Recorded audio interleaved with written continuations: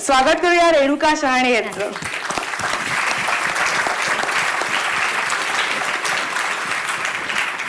आपल्या सर्वांच्या वतीने मी केसरीभाऊ पाटील यांना विनंती करते की त्यांनी रेणुकाजींचं स्वागत करावं.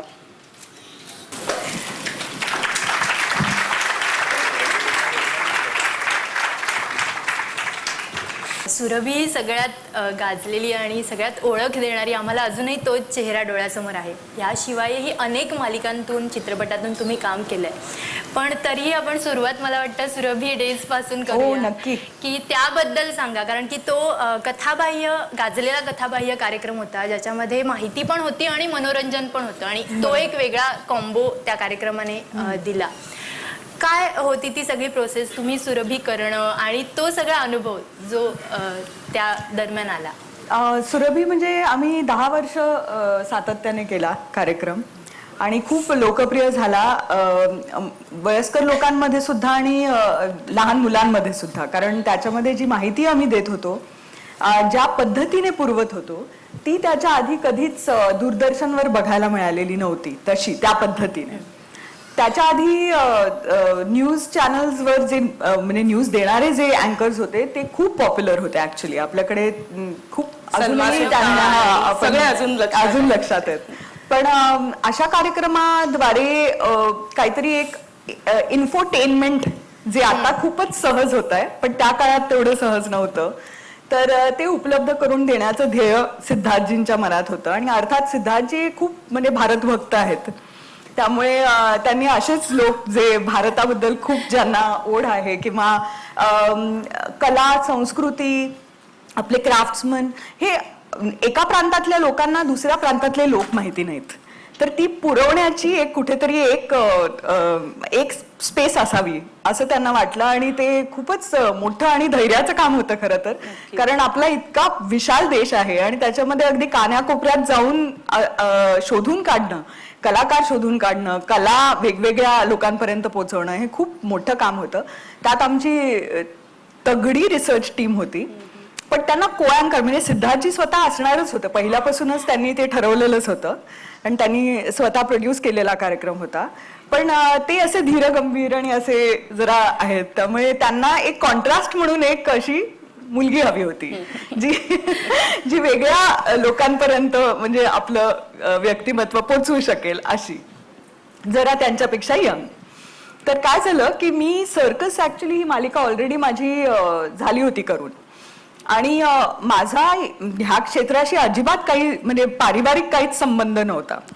तर अजीज अंकल हे मी त्यांना माझे म्हणजे मेंटोर मानते, कारण त्यांनी मला माझ्यात ते जागरूक केलं की अभिनेता तू बनू शकशील, असं हे जे काही एक विश्वास असतो तो त्यांनी जागरूक केला.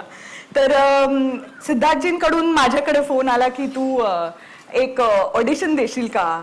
तर मी म्हटलं हो. म्हणजे मी आधी अजीज अंकलना फोन केला, म्हटलं सिद्धार्थ का कोण आहेत? तर ते म्हणाले की खूप चांगले आहेत, तर तू ऑडिशन अगदी नक्कीच दे, कारण ते चांगले म्हणजे विचारवंत असे आहेत आणि प्रतिभावंत आहेत. म्हटलं ठीक. तर नेक्स्ट डे माझ्या घरी एक काहीतरी 3.5 पानाचं बृहदेश्वर मंदिराबद्दल एक खूप मोठं म्हणजे माहिती माझ्यापर्यंत पोहोचली आणि म्हणाली की ही तुम्हाला बायहार्ट करून ऑडिशन द्यायचे म्हणून. आणि सगळी अत्यंत क्लिष्ट हिंदीमध्ये होती ती माहिती. तर मी आपलं वाचत गेले. तसं माझा आणि हिंदीचा संबंध पहिल्यापासून होता, कारण हिंदी थिएटर मी केलं होतं, पण ह्या पद्धतीचं हिंदी मी पहिल्यांदाच वाचत होते. आणि मी म्हटलं ठीक आहे, मग मी ते पाठांतर वगैरे केलं, आणि तसं माझं बरं आहे पाठांतर, फार अगदी ग्रेट नाही पण बरं आहे. तर ते आपल्या शुभ्रा खोटेंच्या एडिटिंग स्टुडिओमध्ये आमचं ऑडिशन झालं, आणि ऑडिशन देता देता मी 2-3 लाईनीतच फंबल होऊन माझी जे काही म्हणजे मी हसलंय, म्हटलं जाऊ दे मला येत नाही, पुढे करू असं मी पुढे ते 3.5 पानं कशी ती रेटली आणि हसतच. तर हे बघून म्हणजे कोणीही निर्माता फंबल होत असेल किंवा तिला लक्षात नसेल तर लगेच बादच करतो ऍक्टरला. पण गीताजींनी म्हणजे सिद्धार्थजींच्या पत्नी ज्या आहेत त्यांना वाटलं की हे कमाल आहे, हे म्हणजे विसरते आणि तरी हसते, तरी आपण हिलाच घेऊया. म्हणजे हास्यानेच हे झालं आणि तोच आयकॉनिक स्माईल आम्हाला मिळालं. पण ऍक्च्युली सुरभी सुरू झाल्यानंतर ना तोपर्यंत ऍक्च्युली कोणालाच सवय नव्हती फार हसणाऱ्या लोकांची टीव्हीवर.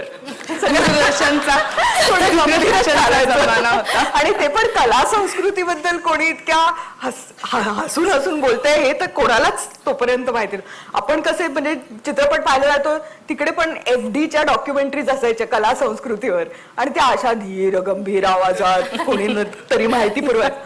त्यामुळे मला एक अमिता मलिक म्हणून खूप मोठ्या क्रिटिक होत्या टेलिव्हिजन वर जे काय चालायचं दूरदर्शनवर त्याच्याबद्दल त्यांचा एक क्रिटिसिझमचा कॉलम असायचा जो खूप म्हणजे इंग्लिश प्रेसमध्ये खूप त्याचं एक स्थान होतं. तर त्याच्यामध्ये त्यांनी मला खूप माझी म्हणजे वाटच लावली होती की काय हे अशा पद्धतीचे आता हसून का बोलणार आर्ट आणि कल्चर बद्दल आणि हा काय थिल्लरपणा वगैरे वगैरे खूप. तर मी तो वाचला आणि माझ्यावर त्याचा प्रभाव पडला. त्यामुळे पुढचं जेव्हा आमचं शूटिंग सुरू झालं सुरभीचं तर तेव्हा मी अगदी गंभीरपणेच बोलायला लागले होते और आज का सवाल वगैरे असं. तर सिद्धार्थजी म्हणाले तुझी काय तब्येत बरी नाहीये का. तर मी म्हंटल नाही पण ते अमिता मलिकनी जे लिहिलं ते कुठेतरी ते बरोबर नाहीये का आपण कसं असं हसून हसून बोलायचं हे सगळं. सिद्धार्थ म्हणाले प्लीज माझ्या आई तुला ज्या कारणासाठी घेतलंय ते तू कळ शांतपणे. अमिता मलिक नाही तिला आवडलं तर ती एक आहे मी तुला 1000 चिठ्ठ्या दाखवतो ज्या आलेत आणि ते तुझं जे काही सूत्रसंचालन आहे त्यांना प्रचंड आवडलेलं आहे त्यामुळे तू प्लीज तुझी स्टाईल बदलू नकोस.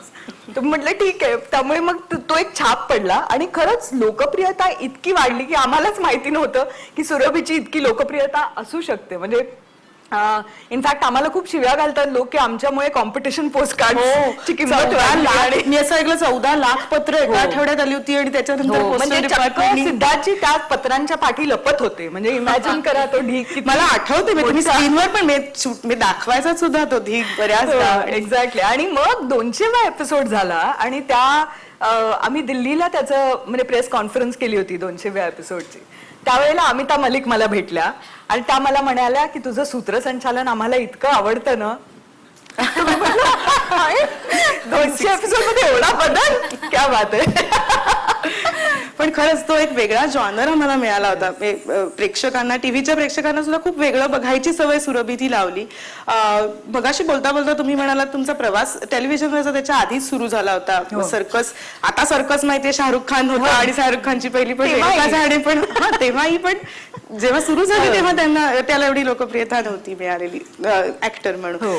तर मुळात टेलिव्हिजन करायचं असं ठरवून इकडे येणं झालं का. तुम्ही हिंदी थिएटर केलंय म्हणालात बाय चान्सच. म्हणजे सगळंच ऍक्च्युली अभिनयाच्या क्षेत्रामध्ये येणं हे अगदीच बाय चान्स झालं. मला तेच विचारायचंय. शांता गोखले आज आपल्या कडे आहेत रेणुका त्यांच्या आई. त्यांच्याबद्दल वेगळं सांगायची काही गरज नाही. मराठी वाचकांना मराठी रसिकांना त्यांचा खूपच चांगला परिचय आहे. एवढ्या व्यासंगी वेगवेगळ्या क्षेत्रात साहित्य कला संस्कृती घरात नांदत असलेल्या घरात तुम्ही वाढलात. ते सगळे संस्कार तुमच्यावर झाले असतील. मला त्या बालपणाबद्दल पण जाणून घ्यायचंय ते कसे झाले. आणि तुम्ही एकीकडे म्हणताय की म्हणजे ठरवून नाही आले मग काय ठरवलं होतं म्हणजे त्या वयात काय ठरवलं. म्हणजे मी टेलिव्हिजनवर आले. कला संस्कृती म्हणजे आमच्याकडे थिएटर किंवा आर्किटेक्चर वाचन ह्या सगळ्या गोष्टींचा खूप प्रभाव होता. लहानपणी वाढताना आमचं घर म्हणजे असं वातावरणच छान. असं घुसल्यावर लगेच पुस्तकं पहिलं जे दिसतं ते पुस्तकं दिसतं. शिवाजी पार्क माहेर माझं. तर त्यामुळे ते असं तिकडे पेंटिंग्स आहेत किंवा पुस्तकं वेगवेगळ्या कलांवर आहेत. म्हणजे फक्त थिएटर किंवा परफॉर्मिंग आर्ट्स नाही तर आर्किटेक्चरला पण एक कला मानून त्याच्याबद्दल वास्तुशिल्प वगैरे सगळंच आमच्या घरात खूप ते वातावरण लहानपणापासून होतं. कारण आईला खूपच आवड सगळ्याच कलांमध्ये आवड आणि अभ्यास पण होता.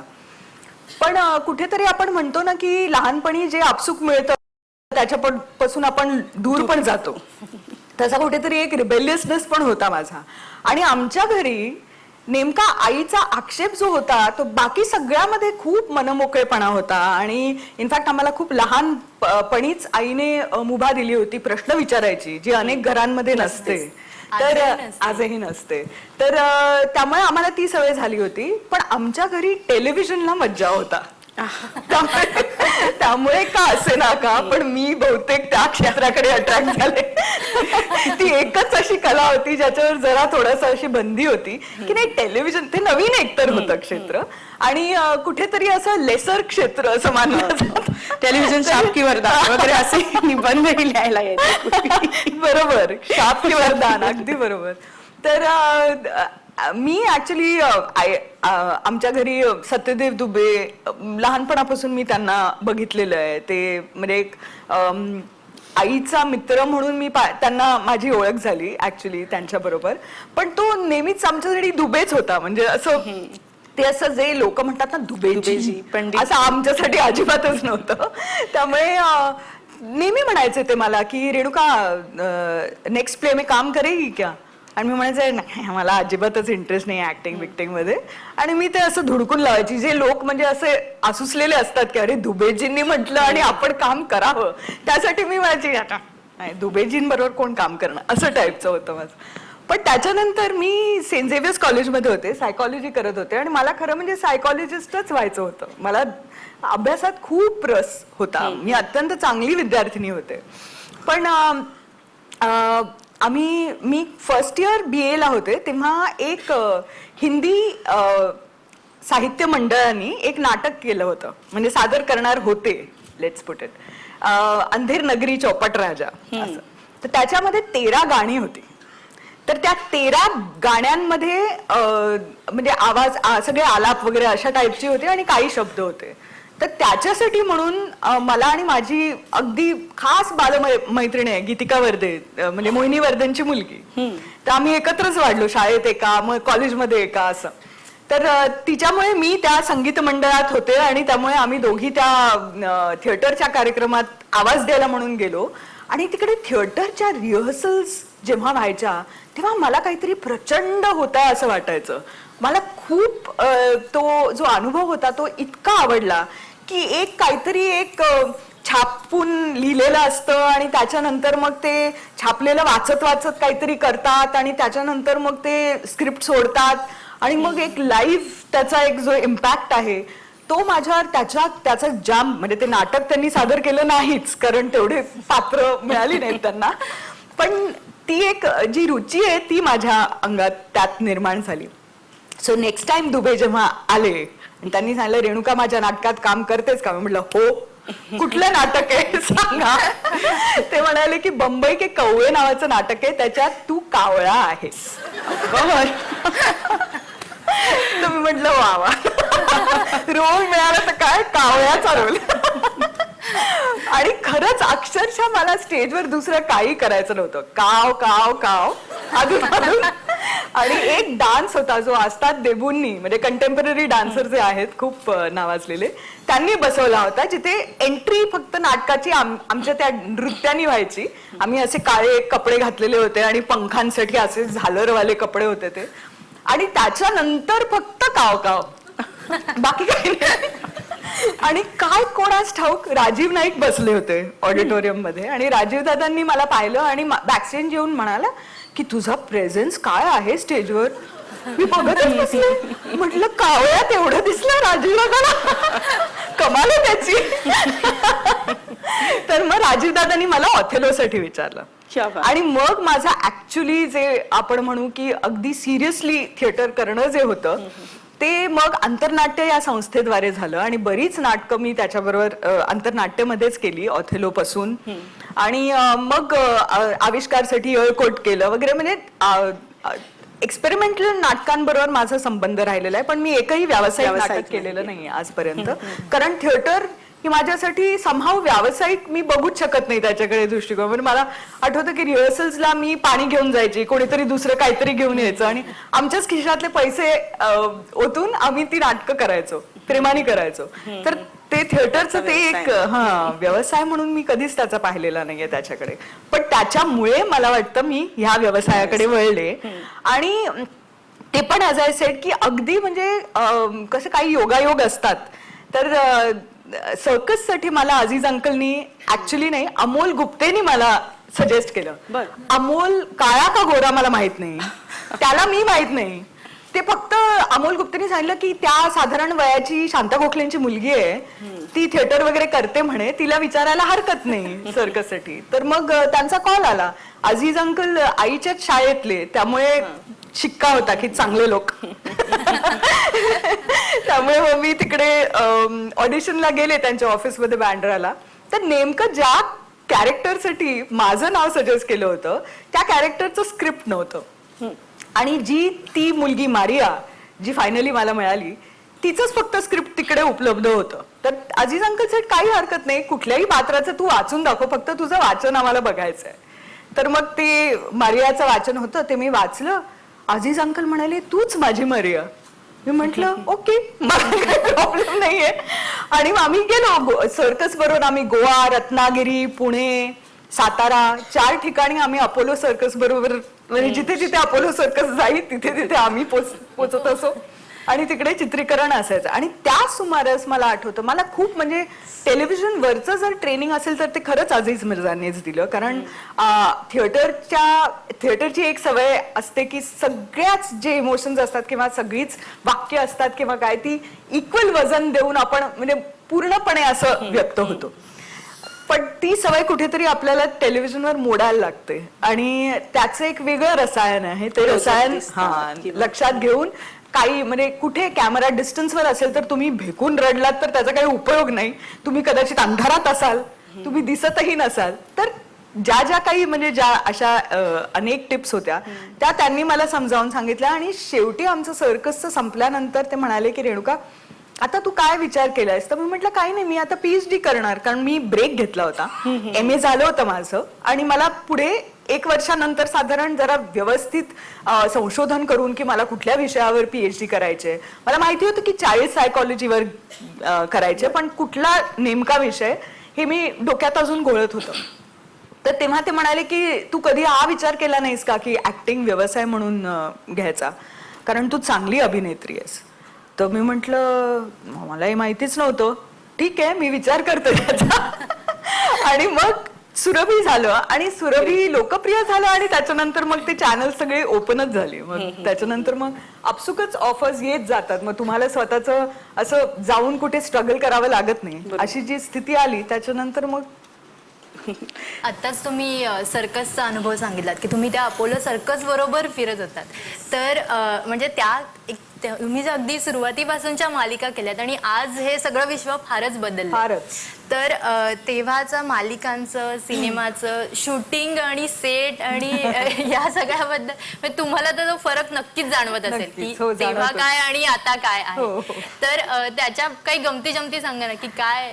म्हणजे त्यावेळेला मोबाईलच नव्हते हे, म्हणजे काही लोकांना कदाचित ऑडियन्सच्या लोकांना पण माहिती नसेल की एक जमाना असा होता मोबाईल जेव्हा फक्त दूरदर्शन एकच चॅनल होतं आणि लँडलाईन्सच असायच्या वगैरे. पण ते तर सोडच, पण सेटवर म्हणजे आम्ही ऍक्च्युली लोकेशन शूटिंग खूप करायचो. आता सेट्सवर जास्त शूटिंग होतं, पण आम्ही जेव्हा मालिका करायचो तेव्हा त्या लोकेशनवर जाऊन किंवा त्या पद्धतीच्या बंगल्यांमध्ये किंवा घरांमध्ये जाऊन शूटिंग करायचो. तेव्हा त्याचे वेगवेगळे अनुभव, म्हणजे ते घर मालक जे होते त्यांच्या बरोबरचे संबंध आमचे. कारण पण आमच्या मालिका खूप चालायच्या नाहीत. म्हणजे आमची चक्क गोष्ट, पहिली मालिका जी मी केली ती PC और मौसी नावाची मालिका होती दूरदर्शनसाठी. तेव्हा मी कॉलेजमध्येच होते, आणि ती 5च एपिसोड्सची होती, आणि त्यात ती पूर्ण कहाणी संपली. इमॅजिन करा, म्हणजे असा एक आणि 5 एपिसोड्स मध्ये ती अत्यंत म्हणजे इनफॅक्ट लिहिली होती जयंत कृपलानींनी, जे ऍक्टर आहेत, आणि त्यांच्या पत्नी गुलून कृपलानींनी ते डिरेक्ट केली होती मालिका. आणि किती त्यांनी म्हणजे त्याच्यावर विचार करावा की हे फार बोर होणार नाही ना. हे परत एकदा इमॅजिन करावं लागेल म्हणूनच. आणि बाकीचं पण आता सर्कस 19 एपिसोडची मालिका होती, तर अजीज अंकल खूप खुश होते की आपलं नुक्कड चांगलं झालं म्हणून चक्क आपल्याला एपिसोड जास्त मिळालेत सर्कस मध्ये. त्यामुळे म्हणजे 13 असायची तर त्याच्याऐवजी 19 मिळालेत, अशी काहीतरी त्यांची भावना होती. तर ती एक गोष्ट होती. दुसरी गोष्ट म्हणजे मला वाटतं की एक खूप महत्वाची गोष्ट जी आजची मुलं मिस करतात असं मला वाटतं, की एकतर आपलं एकच चॅनल होता, आणि त्या एका चॅनलची जबाबदारी होती की भारतात जे जे कोणी राहतं त्यांचं प्रतिनिधित्व दूरदर्शन करायचं. त्यामुळे महाराष्ट्रात बसून मी सिंधी कार्यक्रमही बघितलेत, गुजरातीही कार्यक्रम बघितलेत, मल्याळम फिल्म्स पाहिलेत आणि आपल्याला एक भारत म्हणजे काय, हा देश म्हणजे फक्त आपली भाषा आणि आपली संस्कृती नाही तर इतर भाषा आणि इतर संस्कृतीही आहे हे घर बसल्या आम्हाला लहानपणापासून तो एक बालकडूच आहे असं मिळालं. ते आता नाही, आता आपलं विश्व इनफॅक्ट इतकं वाढलंय तरी सीमित झालंय असं मला वाटतं, म्हणजे दूरदर्शन ह्या क्षेत्रातलं. कारण खूप चॅनल्स आहेत आणि ते कुठला तरी एक चॅनल फक्त हा विशेष कार्यक्रम करणार, ह्या पद्धतीचे कार्यक्रम करणार, ट्रॅव्हलचे कार्यक्रम, खाण्यापिण्याचे पदार्थाचे कार्यक्रम, असे वेगवेगळे चॅनल्स आहेत.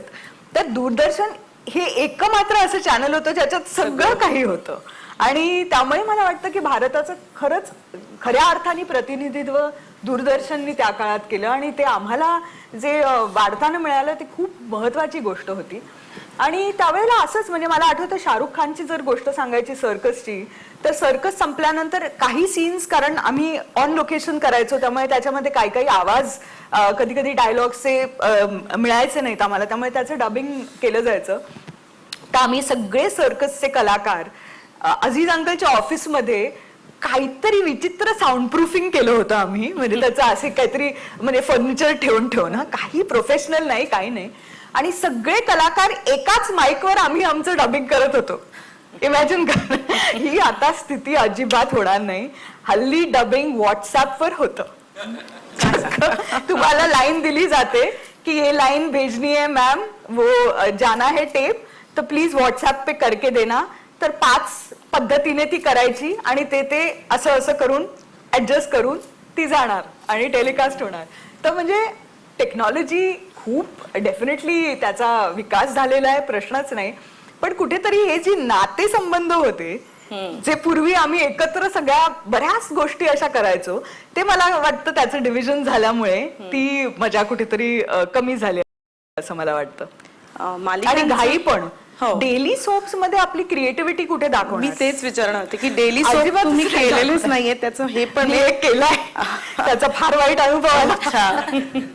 कारण म्हणजे 4थ्या दिवशी ऍक्च्युली जीते हैं जिसके लिए नावाचा एक डेली सोप केला होता सोनी टीव्ही साठी.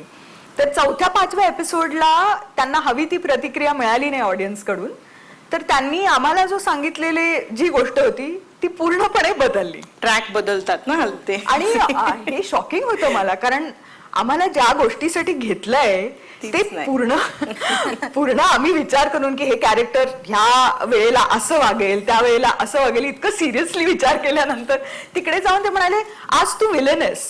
म्हटलं हा एवढा असं कसा बदल होतो. नहीं वो रिवेंज हम ऐसा कर रहे हैं, वो ड्रामा थोड़ा सा ऍड करने के लिए. अशी तर म्हणजे अशी डेली सोप्स होतात. तर त्यात म्हणजे लेखकांची पण क्रिएटिव्हिटी मरते कुठेतरी, दिग्दर्शकांची तर नाहीच. दिग्दर्शक रोज बदलत असतो. आमच्या काळात दिग्दर्शकाचं ते माध्यम होतं, लेखकाचं माध्यम होतं. लेखक आणि दिग्दर्शक असे मध्येच मालिकेत बदलत नसत. आणि पण आता ते तसं झालंय, पण तेही ऍक्सेप्ट करायला पाहिजे. मला वाटतं की त्याच्यात पण एक वेगळी कला लागते आणि जे करतात सातत्याने, जे चांगल्या पद्धतीने करतात ते खरंच हॅट्स ऑफ टू देम. कारण खूप कठीण आहे सकाळपासून रात्रीपर्यंत आज एका म्हणजे सेटवर प्रचंड मेकअप लावून तुम्हाला जर काम करावं लागलं. झोपड्याचे सीन असो, स्वयंपाकघरातले असो, कशाचेही असो, तुम्हाला ते कम्प्लीट मेकअप आयलॅशेस सकट तिकडे असावं लागतं आणि त्याच इंटेन्सिटीने काम करावं लागतं. पण मला वाटतं ते कठीण आहे. चित्रपटांकडे वळावं असं वाटलं का ते पण घडलं, आणि किती जाणीवपूर्वक ती निवड होती. म्हणजे अजूनही पॅन इंडिया ओळख रेणुकाजींची विचारली तर भाभी आणि सुरभी हीच आहे. आम्हाला माहिती आहे की अजून पण खूप काय काय आपल्याला त्या बाप्पांमधनं उलगडायचे आहेत बाकी पैलू, पण भाभी ओळख पण तितकीच अजूनही लोकांपर्यंत आहे, सशक्त. म्हणजे मला बऱ्याच परदेशी सुद्धा फ्री कॉफी मिळाले की हम आपके हे कोण मध्ये काम मिळालं फ्री कॉफी. एअरपोर्टवर वगैरे जर गेलो आणि तिकडे कोणी भारतीय असले, बेसिक म्हणजे मूळ भारतीय असले, तर ते म्हणतात की नाही नाही, तुम्हाला जे हवं ते तुम्ही घ्या, कारण तुम्ही हम आपके हैं कौनच्या भाभी भाभी आहात. आहात. सलमानच्या भाभी आहात. इतकी गोड भाभी मिळाली. पण त्या म्हणजे ती चित्रपटांकडे वळायची प्रोसेस काय होती? ऍक्च्युली माझा पहिला चित्रपट जो होता तो एक्सपेरिमेंटल होता, म्हणजे आणि तो एक्सपेरिमेंटल थिएटर मधूनच कुठेतरी आला असावा, कारण संजीव शाह म्हणून एक एडिटर होते केतन मेहताचे, तर त्यांनी त्यांचं पदार्पण करायचं ठरवलं दिग्दर्शनात, आणि त्यांनी हुशी हुशीलाल नावाचा गुजराती चित्रपट करायचं ठरवलं, ज्यात आज तारक मेहता मधले दिलीप जोशी जे होते आहेत ते हिरो होते त्या चित्रपटाचे. दिलीप बरोबर मी ऑलरेडी एक गुजराती नाटक केलं होतं, आणि त्यामुळे त्याच्या ऑपोजिट मी एक अशी परी टाईप, असे एक परिकल्पना असं ते कॅरेक्टर होतं, म्हणजे it was not a real character, पण असंच काहीतरी. तर त्यांनी सांगितलं की तेव्हा सुरभी वगैरे सुरू होतं माझं. ते म्हणाले की एक्सपेरिमेंटल म्हटल्यानंतर मला तर म्हणजे तो अट्रॅक्टच करतो शब्द, त्यामुळे मी लगेचच हो म्हटलं, आणि अहमदाबादला त्यांच्या घरातच आम्ही राहिलो, आणि शूटिंग वगैरे असंच म्हणजे घरचं लग्न असल्यासारखंच झालं. आणि त्यात तर इतकी गंमत होती की मनोज जोशी आणि दिलीप जोशी असे दोघंही, जोशी माझ्या बरोबर होते, जोशी ते, पण मला ते जोशी. तर ते मला वाटलं की आता त्यांच्या बरोबर प्रवास करताना मी काहीतरी गुजराती वगैरे शिकायचा प्रयत्न करेन तिकडे जाऊन, नाहीतर माझी वाट लागेल म्हणून. पण मनोज जोशी तर आज खलीत मराठीतच बोलत राहिला, आणि दिलीपनी थोडाफार प्रयत्न केला गुजराती शिकवायचा, पण ते 2 versus 1 असं झाल्यामुळे त्यालाच मराठी शिकवण्यात आम्ही पुढाकार घेऊ लागलो. तर त्याच्यामध्ये एक असा सीन होता हुशी हुशी लाल मध्ये, की जिथे म्हणायचं होतं की विलन्स येतात आणि त्याला दिलीपला खूप मारतात, आणि मी तिकडून त्याला विचारते की खूप लागलंय का, म्हणजे मराठी, पण ते गुजरातीत बहु वाग्यू असं होतं वाक्य, मला गुजराती येत नव्हतं, तर मला वाटलं वाग्यू म्हणजे केटला वाग्या, एवढं मला किती वाजले एवढं मला, तर मी असं एक्सप्रेशन दिलं की बहु वाग्यू म्हणजे आता इकडून चला आणि इतकं एक्सपेरिमेंटल होतं ते सगळंच की मी काही केलं तरी संजीव शाह ओकेच म्हणायचा. त्यामुळे शेवटपर्यंत, मग त्याच्यानंतर मी जेव्हा ते गुजराती नाटक केलं आणि तेव्हा मला गुजराती यायला लागलं बोलायला, तेव्हा मला वाटलं की हरीच्या ते मी एक्सप्रेशन फार चुकीचं दिलं त्या चित्रपटात. पण मग हुशी हुशीलालच्या नंतर मी 2 तेलुगू चित्रपट केले राम गोपाल वर्माच्या प्रोडक्शनचे, मनी आणि मनी मनी, खूपच छान मस्त होते. आणि त्याच्यानंतर माझा मराठीतला पहिला चित्रपट म्हणजे हातसुनबाईचा भाऊ, लक्षाची हिरोईन होते त्यात. सो असा, ते पण असंच म्हणजे ओळखीचे, म्हणजे हातसुनबाईचा भाऊ हे पुरू बेर्डेचं चित्रपट होता, तर तो पुरूनी आमचं ऑथेलोचं म्युझिक केलं होतं, त्यामुळे अशी ओळख वगैरे होऊनच त्याच्यामधूनच मला कामं मिळत होती. असं प्रोफेशन म्हणून मी चित्रपटांकडे आजही नाही पाहत, कारण मी फार कमी केलेत. जर माझी फिल्मोग्राफी पाहिलीस तर त्याच्यामध्ये खूप कमी चित्रपट आहेत, इव्हन मराठी 4-5 असतील, पण ओळख कधी कधी काही एक प्रकारची गोष्ट केली किंवा एक गोष्ट केली की ती ही ओळख खूप कायम राहते. अशी मी भाग्यशाली होते की मला हम आपके हैं कौन मिळाली, आणि त्याच्यामुळे माझी ओळख झाली. आणि वैशिष्ट्य आहे की त्या ओळखीत त्या लोकप्रियतेची इतका तो ऑरा असतो की त्यात म्हणजे तो मोह अनेक कलाकारांना मोठ्या मोठ्या सुद्धा चुकवता येत नाही, त्यात अडकायचा तो, कारण त्याच्यानंतर 25 भाब्या मला मिळाल्या. एक्झॅक्टली मी विचारलं होते की चित्रपट कमी आहेत आणि ते मुद्दाम कमी आहेत, हे महत्वाचं. भाभीचा काय अनुभव होता? म्हणजे फारच त्याविषयी खूप बोललं लिहिलं गेलेलं आहे, पण कधी तुमच्या तोंडून ऐकायचं नाही. ऍक्च्युली सूरजजींनी जी भाभीचं जे म्हणजे त्यांनी विचार केला होता की कशी असायला पाहिजे, ती त्यांच्या आईसारखी त्यांनी रचली होती, त्यामुळे त्या पद्धतीचा मान होता त्यांच्या डोक्यात त्या भाभीबद्दल. आणि सुधाजी म्हणजे सूरजजींच्या आई म्हणजे इतक्या ग्रेसफुल होत्या त्या, आणि सगळं म्हणजे माझं पण निवड आणि सगळंच ऑडिशन वगैरे ते सगळं सुधाजींनी पाहिलं होतं, कारण त्या पण इन्व्हॉल्ड होत्या ह्या सगळ्या प्रोसेसमध्ये.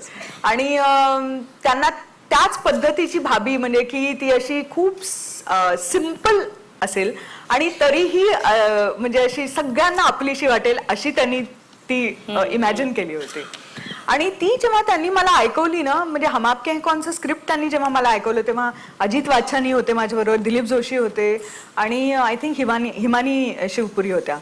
आणि त्यांनी ऐकवलं आणि त्यांनी मला सांगितलं नव्हतं की कुठल्या पात्रासाठी ते मला बोलावतात राजश्रीमध्ये.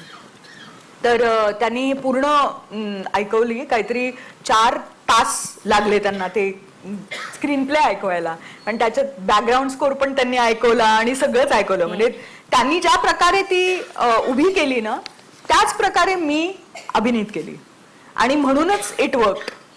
कारण मला दुसरं काहीच करावं लागलं नाही. ते जे त्यांच्या डोक्यात होतं, ज्या पद्धतीने ते लाईन्स बोलायचे अगदी एक्झॅक्ट विथ पॉझेस मी तसं केलेलं आहे. त्यामुळे ते पूर्णपणे श्रेय मी त्यांना देते त्या म्हणजे व्यक्तिरेखेचं. आणि आम्ही सगळेच ऍक्च्युली आम्ही सगळ्यांनी फक्त सूरजजींना फॉलो केलं, माधुरी सलमान पासून ते टफी सगळ्यांनीच.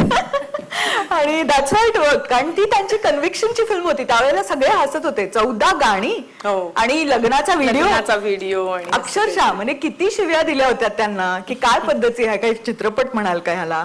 पण it was his conviction and it paid of. चित्रपट मगाशी म्हटलं होते तसं की त्या प्रतिमेत अडकायचं नाही ह्या कारणासाठी नाही ठरवलं का? मगाशी बोलता बोलता पुन्हा तुमचा उल्लेख आला की एक्सपेरिमेंटलच म्हणतो. मुळात आत्ताच्या काळात बघितलं तर हा भेद खूप लोक मानत नाहीत आता, कारण परिस्थिती बदलली.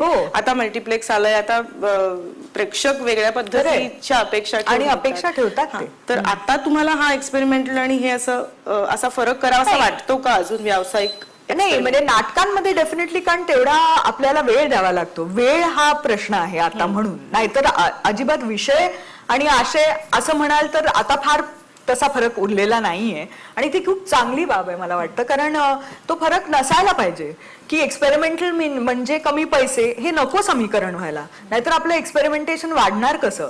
मग एकाच स्थितीत जेव्हा आपण असतो कॉलेजच्या बाहेर किंवा कॉलेजच्या साधारण वयात, मग ते आपण करू शकतो. त्याच्यानंतर काय? त्याच्यानंतर आपल्याला पोटापाण्याचं काहीतरी करावंच लागतं. तर ते जर आपलं मिक्स झालं, एक्सपेरिमेंट प्लस व्यवसाय, तर किती चांगली गोष्ट आहे. आणि ती आता घडते ही खूप चांगली गोष्ट आहे. पण त्या काळात म्हणजे कसं आहे की एक स्टिरियोटाइप त्यावेळेला व्हायचं. कुठलाही कलाकार, अत्यंत उत्तम कलाकार, आपल्याकडे रीमा जे स्टेजवर करायची त्या पद्धतीचं तिला काम कधी मिळालंच नाही. वास्तव सोडलं तर वास्तवमध्ये जरा तिला त्या प्रकारची भूमिका मिळाली. पण तरी किती अशा तिने भूमिका केल्या ज्या तिच्या जो स्तर आहे ऍक्टिंगचा त्याच्यापेक्षा खूप कमी तिला करावं लागलं होतं त्याच्यात. तर तशाच पद्धतीच्या भूमिका. बरं, अनेक असे लोक असतात जे ते कॅश इन करायचं असतं त्यांना आणि मग म्हणतात की बस आपके 2-3 सीन्स है और उसमें जैसे हम आपके हैं कौन है वैसी भाभी आप कर रहे हो. तर ते आता झालंय ना एकदा, आणि ते बेस्ट लोकांबरोबर झालंय माझं. तर ते त्याची पुनरावृत्ती मी कशाला करत राहू, यु नो. ते मला पण ऍज अन ऍक्टर मला काही ते एक्साइट वाटत नव्हतं. आणि त्यावेळेला मला टेलिव्हिजनवर खूप सकस भूमिका मिळाल्या, खूप वेगवेगळ्या पद्धतीच्या. म्हणजे कोळीण टू एक एक्स्ट्रा मॅरिटल अफेअर मध्ये अडकलेली बाई, टू अत्यंत अशी तेजस्वी अशी म्हणजे कणखर अशी बाई, टू म्हणजे कितीतरी वेगवेगळ्या प्रकारच्या भूमिका मला मिळाल्या. त्यामुळे मला असं मी कधी फिल्मला मिसच नाही केलं. म्हणजे मला असं वाटलंच नाही की मी त्याच्यामध्ये काहीतरी असं खूप स्ट्रगल करून प्रयत्न करावा. जे येत गेलं आणि जे मला आवडत गेलं ते मी करत गेले. पण हे नाही म्हणणं पण बऱ्यापैकी कठीण असेल. म्हणजे तुम्हीच याच्याबद्दल जास्त सांगू शकता की त्याच भूमिका नाकारणं ज्या टिपिकल आणि स्टिरियोटाईप होतील अशा, तर ते कसं हँडल केलं? म्हणजे त्या ऍक्च्युली मी खूप आधी नाही म्हणायला शिकले होते. इनफॅक्ट ह्या क्षेत्रात बऱ्याच जणी जेव्हा येतात तेव्हा एकतर खूप यंग असतात आणि त्यांच्याबरोबर त्यांचे आई वडील कोणीतरी असतं घरातलं, आणि मी एकटीच होते. कारण म्हणजे मी साधारण MA चालू होतं तेव्हा मी या क्षेत्रात पदार्पण केलं. त्यामुळे तसं स्वतःचे निर्णय मी स्वतः घेत होते. आणि I is not that type की ती म्हणजे माझ्या कामाच्या तिकडे येऊन बसेल आणि बेबी को ड्रिंक चाहिए अभी, बेबी को ज्यूस लाव. म्हणजे आय विश कधीतरी जर केलं असतं तर आम्ही खूप हसलो असतो. पण तो तसला प्रकार नसल्यामुळे जे काही निर्णय घ्यायचे आणि ते ऑन द स्पॉट घेण्याची क्षमता स्वतःत म्हणजे पैदा करावी लागली मला ती. कारण काही अत्यंत विलक्षण आणि विचित्र लोकांबरोबर आपला संबंध असतो ह्या क्षेत्रात. आणि त्यामुळे मी नेहमीच इवन मुलींना आज पण मी त्यांना म्हणते की तुम्हाला काय करायचंय हे नक्की तुम्हाला एक महत्वाकांक्षा असली पाहिजे, नाहीतर एक दिशा मिळत नाही तुमच्या कामाला.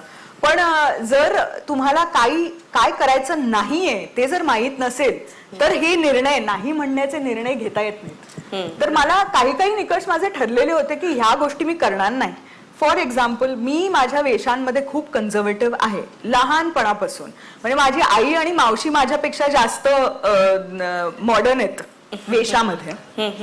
आणि मला लहानपणापासून म्हणजे ते कमी कपडे हे मला चालतच नाही. सो त्याचा जर एक म्हणजे अनेक प्रोड्युसर्सनी मला सांगितलं की तुम्हाला तुमच्या छोट्याशा घरट्यातच राहायचंय का, भरारी का नाही घेत तुम्ही, हिरोईन बनायचं असेल तर मग ह्या गोष्टी कराव्या लागतात.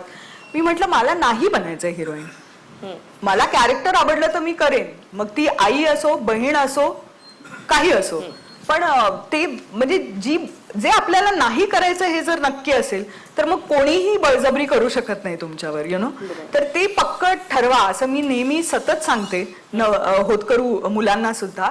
आणि इवन मुलगे जे आहेत त्यांना सुद्धा हे नक्कीच माहिती असलं पाहिजे की ही आपली दिस इज आवर थॉट प्रोसेस. आणि ह्याच्या व्यतिरिक्त जर काही आपल्याकडून डिमांड्स असतील किंवा अपेक्षा असतील तर ते आपण आपलं करिअर सॅक्रिफाईस करून जर आपली मूल्य आहेत ती टिकून राहणार असू तर ठीक, नाहीतर मग तुम्ही कॉम्प्रोमाइज केल्यानंतर मग तुमची मग मूल्यच राहत नाहीत. Then you can continue the way you are. असं प्रश्न यायला सुरुवात झाली आहे. मी पुन्हा एकदा सांगते की आपलं नाव आणि प्रश्न असे दोन्ही पाठवा. ऍक्टिंग बद्दल बोललो आपण, थिएटर बद्दल बोललो, दिग्दर्शनाकडे वळावं आणि लेखनाकडे त्या आधीपासूनच तुम्ही लिहित होता. लेखिका मी आहे ह्याची जाणीव कुठच्या वेळी झाली, करायचं ठरवून लेखिका बनलात का, ते कसं झालं? आणि तिथपासून ते दिग्दर्शन करण्याचा प्रवास म्हणजे चित्रपटाचं फीचर फिल्म रिटा तुम्ही केलं शांता यांच्याच कादंबरीवरती. बरोबर. तो सगळा प्रवास कसा होता? लेखक आतमध्ये होता का पहिल्यापासून? मला वाटतं ते रक्तात जे आहे ते कुठे जात नाही. आणि म्हणजे माझा भाऊ पण लेखक आहे, माझी आई तर आहेच, आणि माझी आजी ही कविता करायची, लिखाण करायची. त्यामुळे आजोबा म्हणजे डॅडी आईचे ते तर जर्नलिस्टच होते, पत्रकार होते. त्यामुळे तो वारसा नक्कीच आहेच. म्हणजे ते पण तो म्हणजे मला दिग्दर्शन करायचं होतं म्हणून मी लेखिका झाले खरं तर. म्हणजे बाकी सगळं जे लिखाण तू म्हणतेस ते मत मांडणं होतं, ते काही लिखाण नाही. त्याला आपण लिखाण म्हणत नाही. आज पण मी जे काही FB वर लिहिते ते काही लिखाण नाही, ते मत मांडणं आहे. ते जर भाषा जरा चांगली असेल किंवा लोकांना आवडण्यासारखी असेल तर त्याला उगाच लिखाण म्हणतात, त्याला लिखाण म्हणत नाही. पण मी ऍक्च्युली जेव्हा माझं लग्न झालं आणि लगेचच मुलं झाली तेव्हा खूप वर्ष सातत्याने मी टेलिव्हिजनवर काम केलं आणि त्यामुळे मला थोडंसं परिवाराकडे लक्ष द्यायचं होतं आणि ही माझी स्वतःचीच इच्छा होती. तर ते मी एक स्वतःच म्हणजे एक थोडंसं सेमी रिटायरमेंट सारखं माझं झालं होतं. तर माझा मुलगा साधारण 5 वर्षाचा होता, मोठा धाकटा 3 वर्षाचा होता. तेव्हा राणाजींनी म्हटलं की तुला ते आहे, पॅशन आहे दिग्दर्शनाबद्दल. त्याच्या आधी मी एक 1998 मध्ये झी रिश्तेसाठी एक क्रॉस कनेक्शन नावाची गोष्ट केली होती, ती मीच लिहिली होती आणि दिग्दर्शित केली होती. आणि त्यात सोनाली कुलकर्णी आणि शिल्पा तुळसकर वगैरे होते. तर आणि माझं म्हणजे जेव्हा मी लाईफलाईन करत होते तेव्हा मी विजया मेहतांना असिस्ट केलं. आणि तो जो अनुभव होता तो म्हणजे आज तागायत म्हणजे अशा प्रकारची दिग्दर्शिका मी पाहिलेली नाही. आणि माझं जे दिग्दर्शिका म्हणून जे ट्रेनिंग आहे त्यामुळे मी बाईंनाच माझा गुरु मानते की त्या ज्या पद्धतीने शिस्तप्रिय आहेत, ज्या पद्धतीने त्यांचं वर्किंग आहे, डिटेलिंग आहे. आणि जर कोणा ऍक्टरला त्या 8 वाजता जर त्यांनी बोलावलेलं असेल तर त्या 7:30 वाजता हजर असत सेटवर, 5ला बोलावलं तर 4:30ला त्या हजर असत. त्यामुळे त्यांच्याकडून लोकांकडून काम कसं करून घ्यायचं हे सगळं मी ऑब्झर्व केलं आणि मला खूप म्हणजे माणसं जेव्हा काम करतात तेव्हा ऑब्झर्व करायला प्रचंड आवडतं. त्यामुळे मी 4थी असिस्टंट होते, म्हणजे माझ्याकडे कपडेपट होतं. पण म्हणजे प्रतिमा कुलकर्णी ताई फर्स्ट असिस्टंट होत्या. तर त्यांना सगळ्यांना ऑब्झर्व करून मी जे काही शिकू शकले त्या अनुभवामधून, तर ते मी शिकले. आणि ते कुठेतरी माझं ऍक्च्युली होतं, म्हणजे अभिनय करताना सुद्धा कॅमेराच्या मागे काय होत आहे, लाइटिंग कसं होत आहे, कॅमेरामन कुठली लेन्स लावतोय, हे सगळं ह्याच्याकडे माझं लक्ष असायचं. त्यामुळे मी FA कोर्स केला. जेव्हा मी सर्कस संपलं त्याच्यानंतर मी FA कोर्स पण केला, कारण मला प्रचंड इंटरेस्ट होता फिल्म मेकिंग मध्ये. तर राणाजींनी मला सुचवलं की तू आता घरी आहेस तर घरच्या घरी तू काहीतरी एक एक्सपेरिमेंट म्हणून चित्रपट का नाही, म्हणजे पटकथा का नाही लिहित. तर मी म्हटलं ही चांगली कल्पना आहे, काहीच हरकत नाही. आणि त्यावेळेला श्वास वगैरे सारखे चित्रपट यायला सुरू झाले होते. तर ते म्हणाले की तू मराठीत लिही, कारण मराठीत आता एक चांगला काळ यायला लागलाय चित्रपटांसाठी. तर रीटा ही माझ्या मनात खूप वर्षांपासून होतीच, म्हणजे ती कधी अशी कुठे बाहेर गेलीच नाही, कारण त्याचा इम्पॅक्ट माझ्यावर अजूनही आहे त्या कादंबरीचा.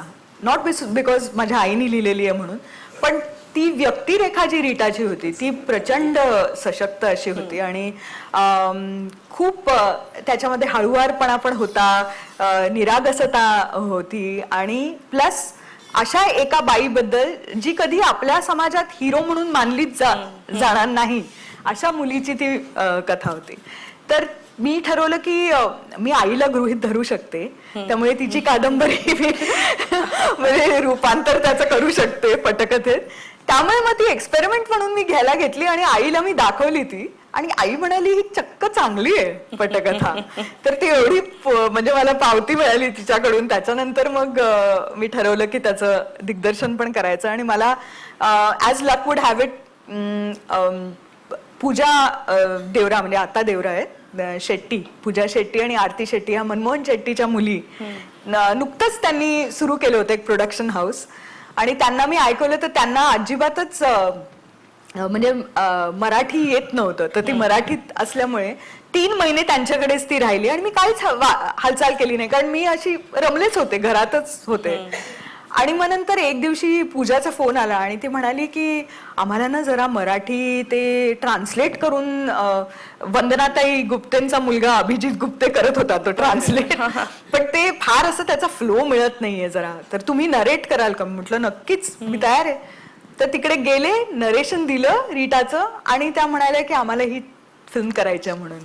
सो ते असं पहिलाच प्रोड्युसर आणि पहिल्यांदाच होकार असं झालं. मीनाक्षी दादरवाला यांनी विचारला होता हा प्रश्न हो, की हो. माध्यमांतर करताना कुठे आहेत त्या? त्यांनी अनेकदा मी बोलले त्यांच्याशी. Actually. त्यांनी विचारलं होतं की नेमके काय बदल करावेसे वाटले माध्यमांतर करताना कादंबरी ते चित्रपट. नाही, मला असं वाटतं की माझी जी रीटा आहे त्याला मी म्हणून रीटा वेलेणकर असं नाव ठेवलं नाही, कारण रीटा वेलेणकर कुठेतरी तिचं ड्रॉप होतं. ऍट दी एंड ती स्वतःची एक आयडेंटिटी तिची निर्माण होते तिच्या स्वतःच्या मनात, जे फार गरजेचं आहे. समाज जाऊ दे, पण स्वतःच्या मनात तिची आयडेंटिटी निर्माण होते. त्यामुळे ते रीटा असं ठेवलेलं होतं. तर त्या रीटामध्ये मला वाटतं अनेक अशा गोष्टी मला ड्रॉप कराव्या लागल्यात. फॉर एक्झाम्पल धर्म ह्याच्याबद्दलचे रीटा वेलेणकर मध्ये खूप विश्लेषण आहे. तर त्यांची जी स्थिती आहे, कारण बाटलेले आहेत ते वेलिणकर, त्यामुळे तो जो आहे तो मी आणू शकले नाही, कारण तो एक खूप मोठा विषय आहे आणि तो माझ्या रीटाच्या संदर्भात बसत नव्हता.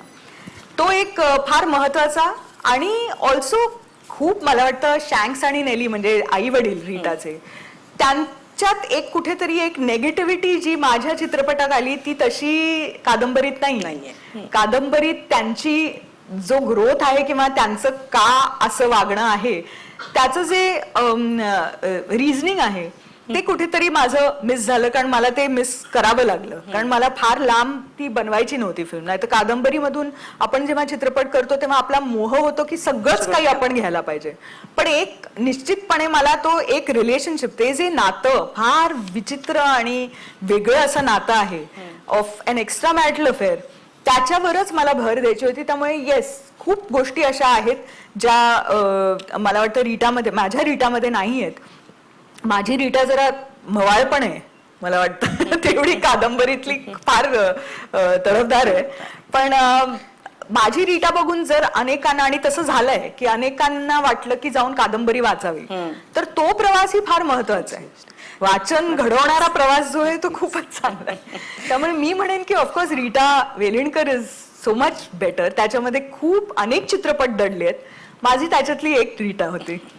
आपल्याकडे राणाजींचा विषय मगाशी निघालाच, तर सेलिब्रिटींच्या पर्सनल लाईफबद्दल लोकांना जाणून घ्यायचंच असतं. तर दीप्ती बर्वे आणि सीमा नेरुरकर या दोघींचे 2 प्रश्न आहेत. तर ते मी एक की दीप्तींनी विचारलं की अमराठी घरात लग्न होऊन जाण्याचा अनुभव कसा होता तुमचा? टेन्शन होतं की काय होतं? आणि दुसरा आणखीन एक थोडा गमतीदार आहे आज आपल्याबरोबर ते. आणि आहे दिया परदेस. आणि सीमांचाही एक छान प्रश्न आहे. त्यांनी विचारलंय की तुमचे पती म्हणजे राणाजी नेहमी विलनची कामं करतात, तर पत्नी म्हणून तुमचं काय? मी दुसरं त्याचा मी सवय उत्तर आधीच असेल देते. तुम्हाला. नाही, आणि ते तसे घरी नसतात म्हणून माझं लग्न झालं. मी म्हंटल की आता माझं दुश्मनशीच लग्न झाल्यामुळे मला आता कोणीच दुश्मन बाहेर नाही. क्या बात आहे. नाही, पण म्हणजे जोक सपाट काय आहे की कुठलंही, म्हणजे मी तर असं नेहमीच म्हणते, लोकांना असं वाटतं की हम आपके हैं कौन जेवढी मी चांगली आहे, तर तेवढी नाहीये. मी अभिनय करते. त्यामुळे तसंच तेही अभिनय करतात. पण मग घरात उलट आहे का? नाही, म्हणजे मला वाटतं की ते वाईट नाहीत आणि मी तेवढी चांगली नाही. त्यामुळे आम्ही समान आहोत घरात. कारण की त्यावेळी कुठेतरी एक लाईन होती की विलन मॅरीज बहू अशा टाईपची. नाही, ऍक्च्युली म्हणजे आमचा जो एक लग्नाला पोचण्याचा प्रवास आहे त्याचा एक चित्रपट होऊ शकेल. आई बाबा दोघंही माझ्या बरोबर, आणि मुंबईची खूप कमी लोक होते, कारण आमचं लग्न जे दमोह नावाच्या एका छोट्या गावी झालं. बांदकपूर नावाचं गाव होतं, आणि त्यात शंकरजींचं मंदिर होतं. त्याच्यामध्ये आमचं लग्न झालं, आणि ते आमचे आध्यात्मिक गुरु आहेत दत्ताजी, त्यांच्या हस्ते आमचं अगदी साधेपणाने लग्न करायचं असं ठरवून झालं. तर रस्त्यातच, म्हणजे बाबा नेव्ही ऑफिसर होते रिटायर्ड, आणि आई तर लेखिका वगैरे आणि सगळं. आणि ह्याचे राणाजींचे मित्र वगैरे काही आमच्याच बरोबर प्रवास करत होते. एकत्रच आम्ही निघालो सगळे. तर त्याच्यामध्ये त्यांच्या कॉलेजच्या दिवसांचे काही किस्से सुरू झाले, आणि ते इतके भयंकर होते जे म्हणजे मलाही माहित नव्हते की असलं काय काय यांच्या आयुष्यात आधी घडलंय म्हणून. आणि त्यांचे मित्र म्हणजे इतक्या अभिमानाने काय काय गोष्टी असे सांगत होते की किती त्यांनी काय काय चुकीचं केलंय आयुष्यात. अरे बापरे. ट्रेन तर सुरू झालेली, त्यामुळे आम्ही आता मागे जाणं शक्य नव्हतं. राणाजी ना. हो, अर्थात आई आणि बाबांचं जे काय झालं होतं त्यांना मी म्हणत होते, मला माहितीये हे सगळं माहितीये, मला उगाचच आश्वासन देत होते, पण मलाही ते सगळंच नवीन होतं. आणि आम्ही म्हणजे तिकडे पोचलो, आणि ज्या हॉटेलमध्ये आम्ही पोचलो म्हणजे राहत होतो ते नवीनच होतं. त्यामुळे त्याचं उद्घाटनही आम्हीच केलं. म्हणजे जायच्या आधी आम्ही रिबन कापली आणि आत गेलो तयारी करायला. इलेक्ट्रिसिटी नव्हती, तर तिकडे आम्ही तसे तयार झालो. त्यामुळे ते असं म्हणजे अगदी त्याच्यावर खरंच चित्रपट होऊ शकेल. आणि अमराठी असं जे आहे ते येस, खूप गोष्टी ज्या आहेत, एकतर त्यांच्याकडे पदर संस्कृती आहे, डोक्यावर पदर घेण्याची संस्कृती आहे, जी आमच्याकडे अजिबातच नाही. इनफॅक्ट अमान्य आहे आमच्याकडे. पुरोगामी विचारांमध्ये कशाला डोक्यावर पदर बिदर हे काही, ही संस्कृतीच नाही आपल्यामध्ये. आणि तरीही पण एक काय होतं ना की खूप मी ठरवलं होतं, हा माझा चॉईस होता, आणि मी ठरवलं होतं की मी एक मुंबईहून आलेली अभिनेत्री आहे असं माझ्या परिवाराला वाटायला नको. म्हणून जशी त्यांची संस्कृती आहे तशी मी असायला पाहिजे, म्हणजे मग ते मला स्वीकारू शकतील, खूप चांगल्या पद्धतीने स्वीकारू शकतील, आणि मग मी माझी कारस्थानी करू शकेन. आणि खरं म्हणजे माझे सासरे आता ऍक्च्युली ह्याच वर्षी गेले, पण मी खूप क्लोज होते त्यांच्या. ते 97 वर्षाचे होऊन गेले आणि त्यावेळेला पण खूप वयस्कर होते ते, कारण राणाजी आमच्या घरात 12वे आहेत आणि 7 भाऊ आहेत, म्हणजे हे 7वे आणि 5 नंदा आहेत माझ्या. तर मी सगळ्यात धाकटी सून आहे आणि त्यामुळे बाबूजी हे म्हणजे माझ्यासाठी ऍक्च्युली आजोबांसारखे होते, वयाच्या मानाने आजोबांसारखे होते. तर त्यांनी मला एक मंत्र दिला होता आणि ते खूप माझ्यावर प्रचंड प्रेम होतं, त्यांचं खूप प्रेम होतं. तर त्यांनी मला एक मंत्र दिलं होतं की संसारात फर्स्ट ओबे देन आर्ग्यू. क्या बात आहे. म्हणजे समोरच्याला आधी तुम्ही म्हणजे आक्रमकता दाखवू नका, तुम्ही त्यांचं बोलणं ऐका, त्याच्यानंतर तुम्ही आपल्या पद्धतीने त्यांचं जेव्हा मूड चांगलं असेल तेव्हा आपलं मन त्यांच्यावर म्हणजे किंवा वळवायचा प्रयत्न करू शकता. तर ते मला वाटतं की कुठल्याही नातेसंबंधात किती उपयुक्त अशी गोष्ट आहे ही मंत्र आहे, नॉट जस्ट लग्नामध्ये. तर त्या पद्धतीचं काहीसं मी ऑलरेडी ठेवलं होतं वागणं माझं. आणि खरंच सांगू की इतकी प्रेमळ आहेत सगळी माणसं. म्हणजे आपल्याकडे कसं एक जरा एक फॉर्मॅलिटी असते की यायचं असेल तर नीट फोन करून जा असते, तसं त्यांच्याकडे अजिबात नाही. त्यांच्या घरी कधीही कितीही वाजता लोक येतात, हक्कानी येतात, राहायला येतात, जेवायला येतात. आणि ते कुठेतरी आता आमचा तो छान असा मेळ झालाय की आमची ही संस्कृती म्हणजे आता येताना ते सांगतात की आम्ही 14 लोक येतोय बरं का, 2 वाजता करतील, फोन करून येतील, 5 मिनिटात येतील, पण फोन करतात. आणि plus at the same time की आमच्यात पण ती मुलायमता आता माझ्या घरात आलेली आहे की नाही, हे खरंच किती छान आहे वातावरण. सो येस, खूप संस्कारांमधला फरक असतो. पण मूळ गोष्ट जी आहे ती, तुम्ही मराठी असाल आणि तुम्ही जर एकमेकांचा सन्मान नाही केलात किंवा प्रेम नसेल, प्रेम असू देत ते वर खाली होत राहतं, पण जर सन्मान नाही केलात तर मग तुमचं नाही निभू शकत. आणि माझ्या परिवाराने मला म्हणजे ऍज अन अभिनेत्री म्हणून नाही तर एक सून म्हणून माझा सन्मान केला. माझं बोलणं, माझे मोठे धीर वगैरे इतक्या प्रेमाने आणि कौतुकाने आणि आदराने माझं म्हणजे बोलणं काय किंवा मतं काय किंवा कुठल्याही गोष्टीवर जे काय विश्लेषण असेल त्याच्याबद्दल ते आग्रही असतात की मी बोलावं. आणि सगळ्याच आमच्या बायकांना आम्ही डोक्यावर पदर ठेवून जितकं बोलायचं तितकं बोलतो. त्यामुळे तिकडे हे नाहीये की तुमचा म्हणजे आवाज तुमचा नाही दाबला जात, त्यामुळे ते महत्वाचं आहे. विषय निघाला त्यावरून मला एक विचारावंसं वाटतं, तुम्हाला असं वाटतं का की मुळात स्टिरिओ टायपिंग किंवा एखाद्या प्रतिमेत बांधणं हे स्त्रीच्या बाबतीत जास्त होतं आणि ते होताना तिच्या फक्त अपिअरन्स कडे बघून होतं. म्हणजे गळ्यात मंगळसूत्र आहे तर चांगली किंवा ती प्रोग्रेसिव्ह नाही असंही त्याला एक वेगळं वळण हल्ली दिलं जातं की तुम्हाला प्रोग्रेसिव्ह असलं पाहिजे तर तुम्ही ह्या 1-2 गोष्टी केल्याच नाही पाहिजे, तुम्ही असं वागलंच नाही पाहिजे. हे मुळात तुम्हाला किती पटतं हे जाणवतंय का? मला स्टिरिओ टायपिंगच नाही पटत. कारण आपण सगळे ऍक्च्युली जर फार खोलवर आपल्या शरीरात गेलो तर आपण सगळे एक सेल्स आहोत. त्यात किती मात्रा सेल्स कोणाच्या अंगात आहेत त्याच्यावर आपण वेगवेगळे घडतो.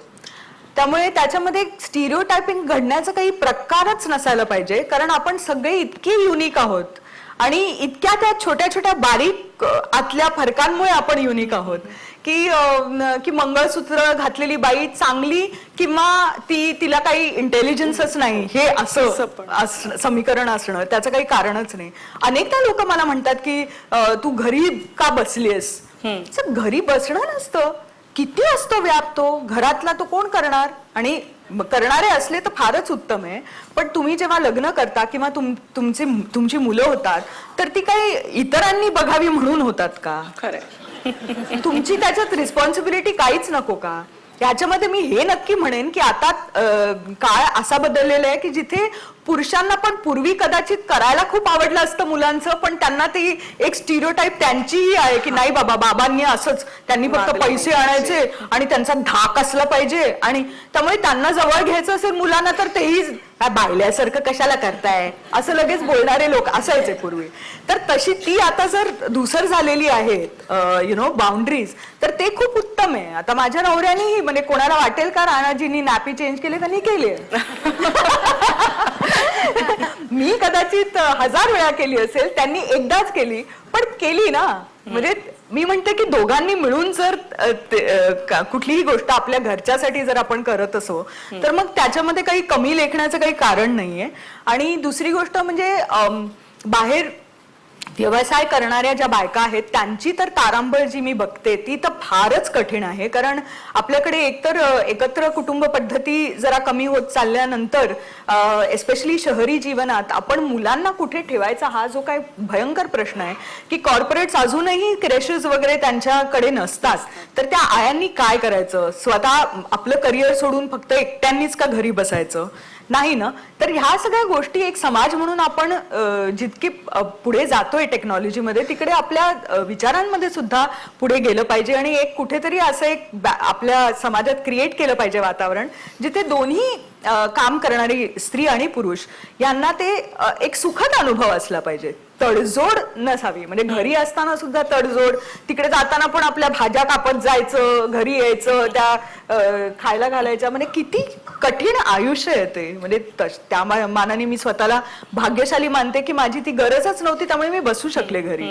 तेच मला विचारायचं की इंद्रानुई सारख्या एवढ्या मोठ्या म्हणजे त्या तर बाहेरच्या देशातल्या संस्कृतीत, बाहेरच्या वर्क कल्चरमध्ये काम करणाऱ्या बाईला सुद्धा ते हॅबिटॉलचा मोह किंवा त्याचा त्रास या दोन्ही गोष्टी जाणवल्या. तुम्हाला कधी असं वाटलं का किंवा असं कधी की मी घरी बसली किंवा मला बाहेर जायला पाहिजे किंवा उलट म्हणजे जेव्हा काम करत होता त्यावेळी की ह्यापैकी एकच मी काहीतरी करू शकते, असा काही कधी जाणवलं का? येस, जाणवतं. कारण आपण जेव्हा मुलं होतात त्याच्यानंतर मग आपली जरा प्रायोरिटी नक्कीच शिफ्ट होते की आपण ज्या पद्धतीच्या प्रोफेशनलिझमनी आधी काम केलेलं असतं ते त्या पद्धतीचं आता उरत आहे. म्हणजे सपोज मुलाला बरंच नसेल तर मग आपण नाही पोचू शकत वेळेवर, you know, there is a problem. तर कधी कधी असं वाटतं आणि कधी कधी असंही वाटतं की आपण ह्याच्यामध्येच राहणार का आयुष्यभर. कारण मी आईला बघते ना, ती काही रिटायर झालेलीच नाही आईपणावरून. म्हणजे माझी मुलं झाली तर आई माझी बघायला येतेच, म्हणजे माझं काही काम असेल तर ते रिटायरमेंट प्लॅन असं आई कधीच करूच शकत नाही. तर कुठेतरी त्याची घुसमट होते, नाही असं नाही, आपण सगळेच ह्युमन्स आहोत. पण तो जर आपण निर्णय घेतला असेल ना तर मग ती घुसमट होत नाही. जर कोणीतरी इतरांनी तुमच्यासाठी निर्णय तो केला असेल की हे असं असं तुम्ही करायला पाहिजे तर मग ती घुसमट जास्त होते, कंपल्शन आणि कंपल्शन. पण इंदिरा नुईवरून मला नेहमी वाटतं की ती जे म्हणाली त्याच्यानंतर की हॅबिट ऑल जर तुमचं असेल तर you should not do it all. ते वातावरण क्रिएट करा जिथे 4-5 तुमच्या बरोबर तुमचे साथी असतील ह्याच्यात, यु नो, ह्या कार्यक्रमात, मुलं वाढवण्याच्या कार्यक्रमात. आता परत तुमच्या नाट्य चित्रपट क्षेत्राकडे विजय मोहन यांनी विचारले, अंबरनाथहून आलेत ते. नाट्य, चित्रपट आणि टेलिव्हिजन या तिन्ही क्षेत्रातलं आपलं आवडीचं क्षेत्र कुठलं आणि का? त्याला जोडून मी विचारेन आणखी चौथं क्षेत्र लघुपट, त्याविषयी आपलं बोलायचं राहिलंय. ते एक वेगळं माध्यमच आहे आणि त्यात तुम्ही काम केलंय, लिहिलंय. तर ह्या तिन्ही माध्यमांमधलं तुमचं आवडीचं सध्या कुठचं आहे? मला वाटतं एक अभिनेता म्हणून थिएटर, दिग्दर्शक म्हणून फिल्म आणि लेखक म्हणून टेलिव्हिजन.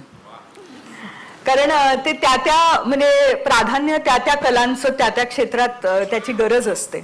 म्हणजे फिल्ममध्ये दिग्दर्शकाची जी भूमिका असते तीच सर्वा अशीच असते.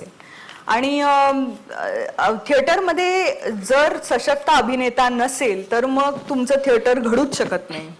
तुम्ही कितीही लिखाण करा आणि कितीही दिग्दर्शन करा, अभिनेता तो हवाच त्याच्यासाठी. तर त्यामुळे मला खूप म्हणजे मी काय म्हणेन की मला थिएटर बद्दल खूप आस्था आहे आणि श्रद्धा आहे आणि मला करायला आजही आवडेल. पण ते आता म्हणजे व्यावसायिकतेमुळे ते आता मी त्याच्यापासून दूर झाले म्हणून. पण ऍज अन ऍक्टर मी कधीही चूज करेन थिएटर करणं. पण मग तरीही मला वाटतं की लघुपट जर म्हटलं तर त्याच्यामध्ये हल्ली, कारण युट्यूब हा जे काही नवीन डिजिटल माध्यम जे उघडलं गेलंय आपल्या समोर, त्याच्यामध्ये लघुपट आणि कारण काही काही गोष्टी ज्या असतात आपण 3 तासाच्या किंवा 2 तासाच्या पण बघतो एक चित्रपट, त्याच्यात आपल्याला वाटतं की ही 20 मिनिटाचीच गोष्ट असायला पाहिजे होती खरं किंवा हा जो जर्म आहे थॉटचा हा फक्त 5 मिनिटाचा आहे, 3 मिनिटाचा आहे. तर आज आपल्याकडे किती ते ओपन आहे की आपण 2 मिनिटाची फिल्म बनवू शकतो, लघुपट बनवू शकतो किंवा 20 मिनिटाचं बनवू शकतो. आणि त्याच्यामध्ये कितीतरी आता ओपन आउट झालंय. फिल्म फेस्टिवल्स आहेत जिथे दाखवल्या जातात असे. इनफॅक्ट आपले चॅनल्स पण आहेत काही, त्याच्यावर रेग्युलरली लघुपट दाखवले जातात. सो ते अर्थात दिग्दर्शन त्याच्यामध्ये जास्त मला वाटतं श्रेष्ठ आहे कारण इट्स द सेम मीडियम. रेणुकाजींच्या त्रिभंगला नुकतंच NFDCच्या ह्याच्या सिलेक्ट झालेला आहे तो, त्याबद्दल तुमचं अभिनंदन. आणि त्या त्या लघुपटाविषयीही थोडंसं आम्हाला जाणून घ्यायला आवडेल. तुम्ही त्यात आता आणखीन काय तुमच्या पुढचं टास्क असेल? आणि त्रिभंग असं नाव आहे त्याचं आणि ते खरं म्हणजे प्राधान्याने इंग्रजीत आहे आणि थोडंफार मराठीत आहे. इंग्रजी मराठी असं म्हणजे इंग्लराठी असं चित्रपट आहे ते. आणि त्याच्यामध्ये इंग्लिश करेक्ट.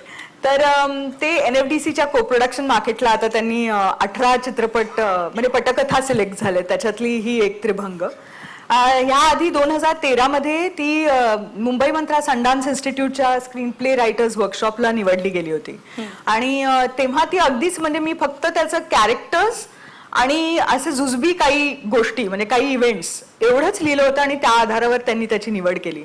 आणि त्यात मग आंतरराष्ट्रीय पटकथाकारांनी मेंटॉर केलं आम्हाला. आणि ऍक्च्युली पटकथा म्हणजे काय हे मला कळलं त्यावेळेला त्या मेंटोरिंगच्या प्रोसेसमधून. आणि मग त्याच्यावर 3 वर्ष काम करून आता शेवटी मग आता त्याचं दिग्दर्शन करायचं म्हणून त्याला प्रोड्युसर हवा. तर आपल्याकडे त्रिभंगमध्ये 3 बायका आहेत, पॉवरफुल बायका आहेत. एक 80 वर्षाच्या आहेत, एक साधारण 60 वर्षाच्या आहेत आणि एक 37 वर्षाची आहे. एकाच परिवारातल्या 3 बायका आहेत. तर अशा पद्धतीचं चित्रपट त्याला प्रोड्युसर मिळणं हे फारच कठीण आहे. त्यामुळे मी NFDC कोप्रोडक्शन मार्केटला गेले कारण तिकडे कसं आहे की आपण फिल्म बाजारला जातो गोव्याला, तेव्हा आंतरराष्ट्रीय प्रोड्युसर्स आणि इकडचे काही एक्सपेरिमेंटल जे प्रोड्युसर्स आहेत ते तिकडे येतात आणि तुम्ही तुमचं पिच करता तुमचं स्क्रीन प्ले आणि त्याच्यानंतर ज्या लोकांना तो आवडेल आणि तुमच्याबरोबर काम करायची इच्छा असेल ते येऊन मग त्याचं म्हणजे सांगड घातली जाते पटकथा आणि प्रोड्युसर. तर आय एम लुकिंग फॉरवर्ड. आता 20 ते 24 नोव्हेंबरला आहे तो पूर्ण कार्यक्रम गोव्यात. सो बघू मला प्रोड्युसर मिळतोय का.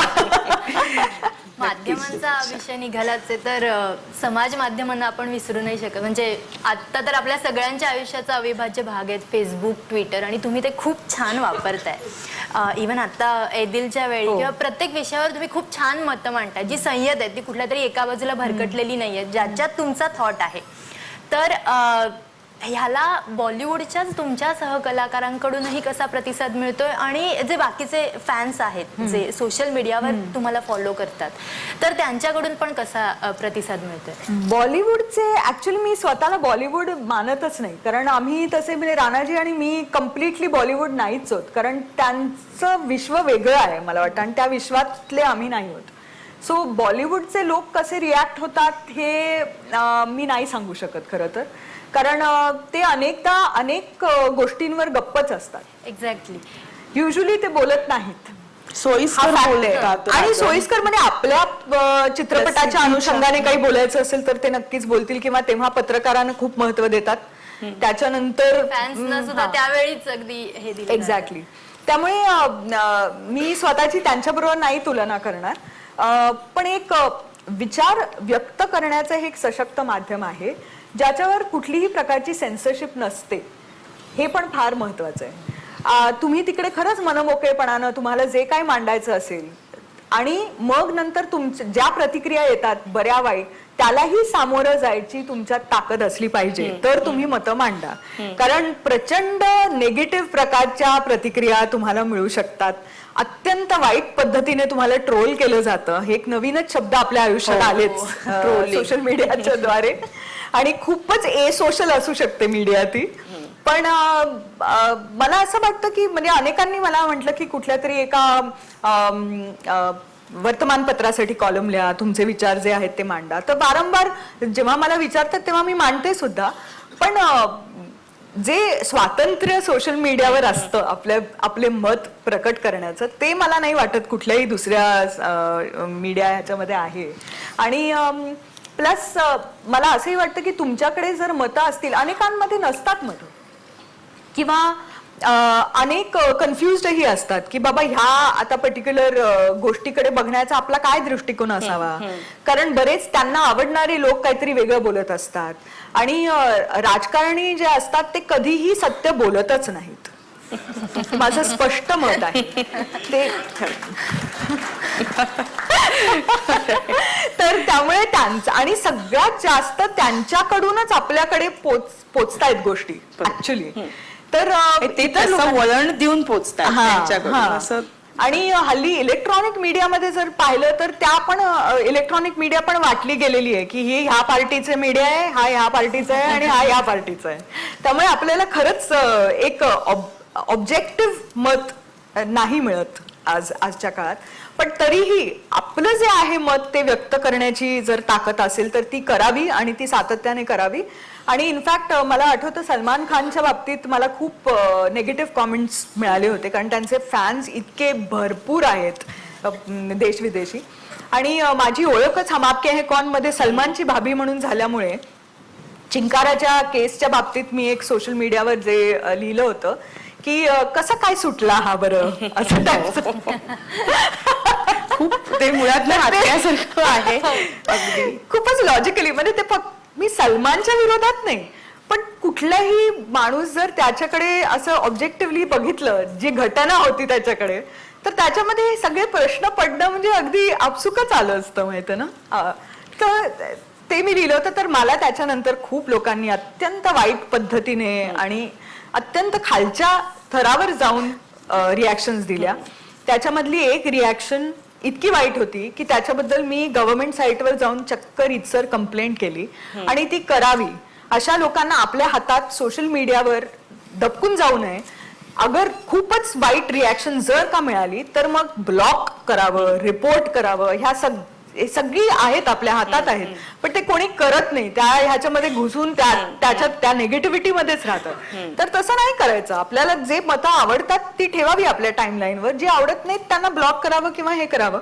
आणि काही लोकांचं असंही होतं की जिथे संवाद आपण साधतो, आणि हे फार गरजेचं आहे की तुमच्या मतापेक्षा अत्यंत विरोधाची आणि टोकाची भूमिका घेणारे लोक असतात, जे तुमचे फॅन्स असतात कदाचित, की अरे तुम्ही कसं असं म्हटलं.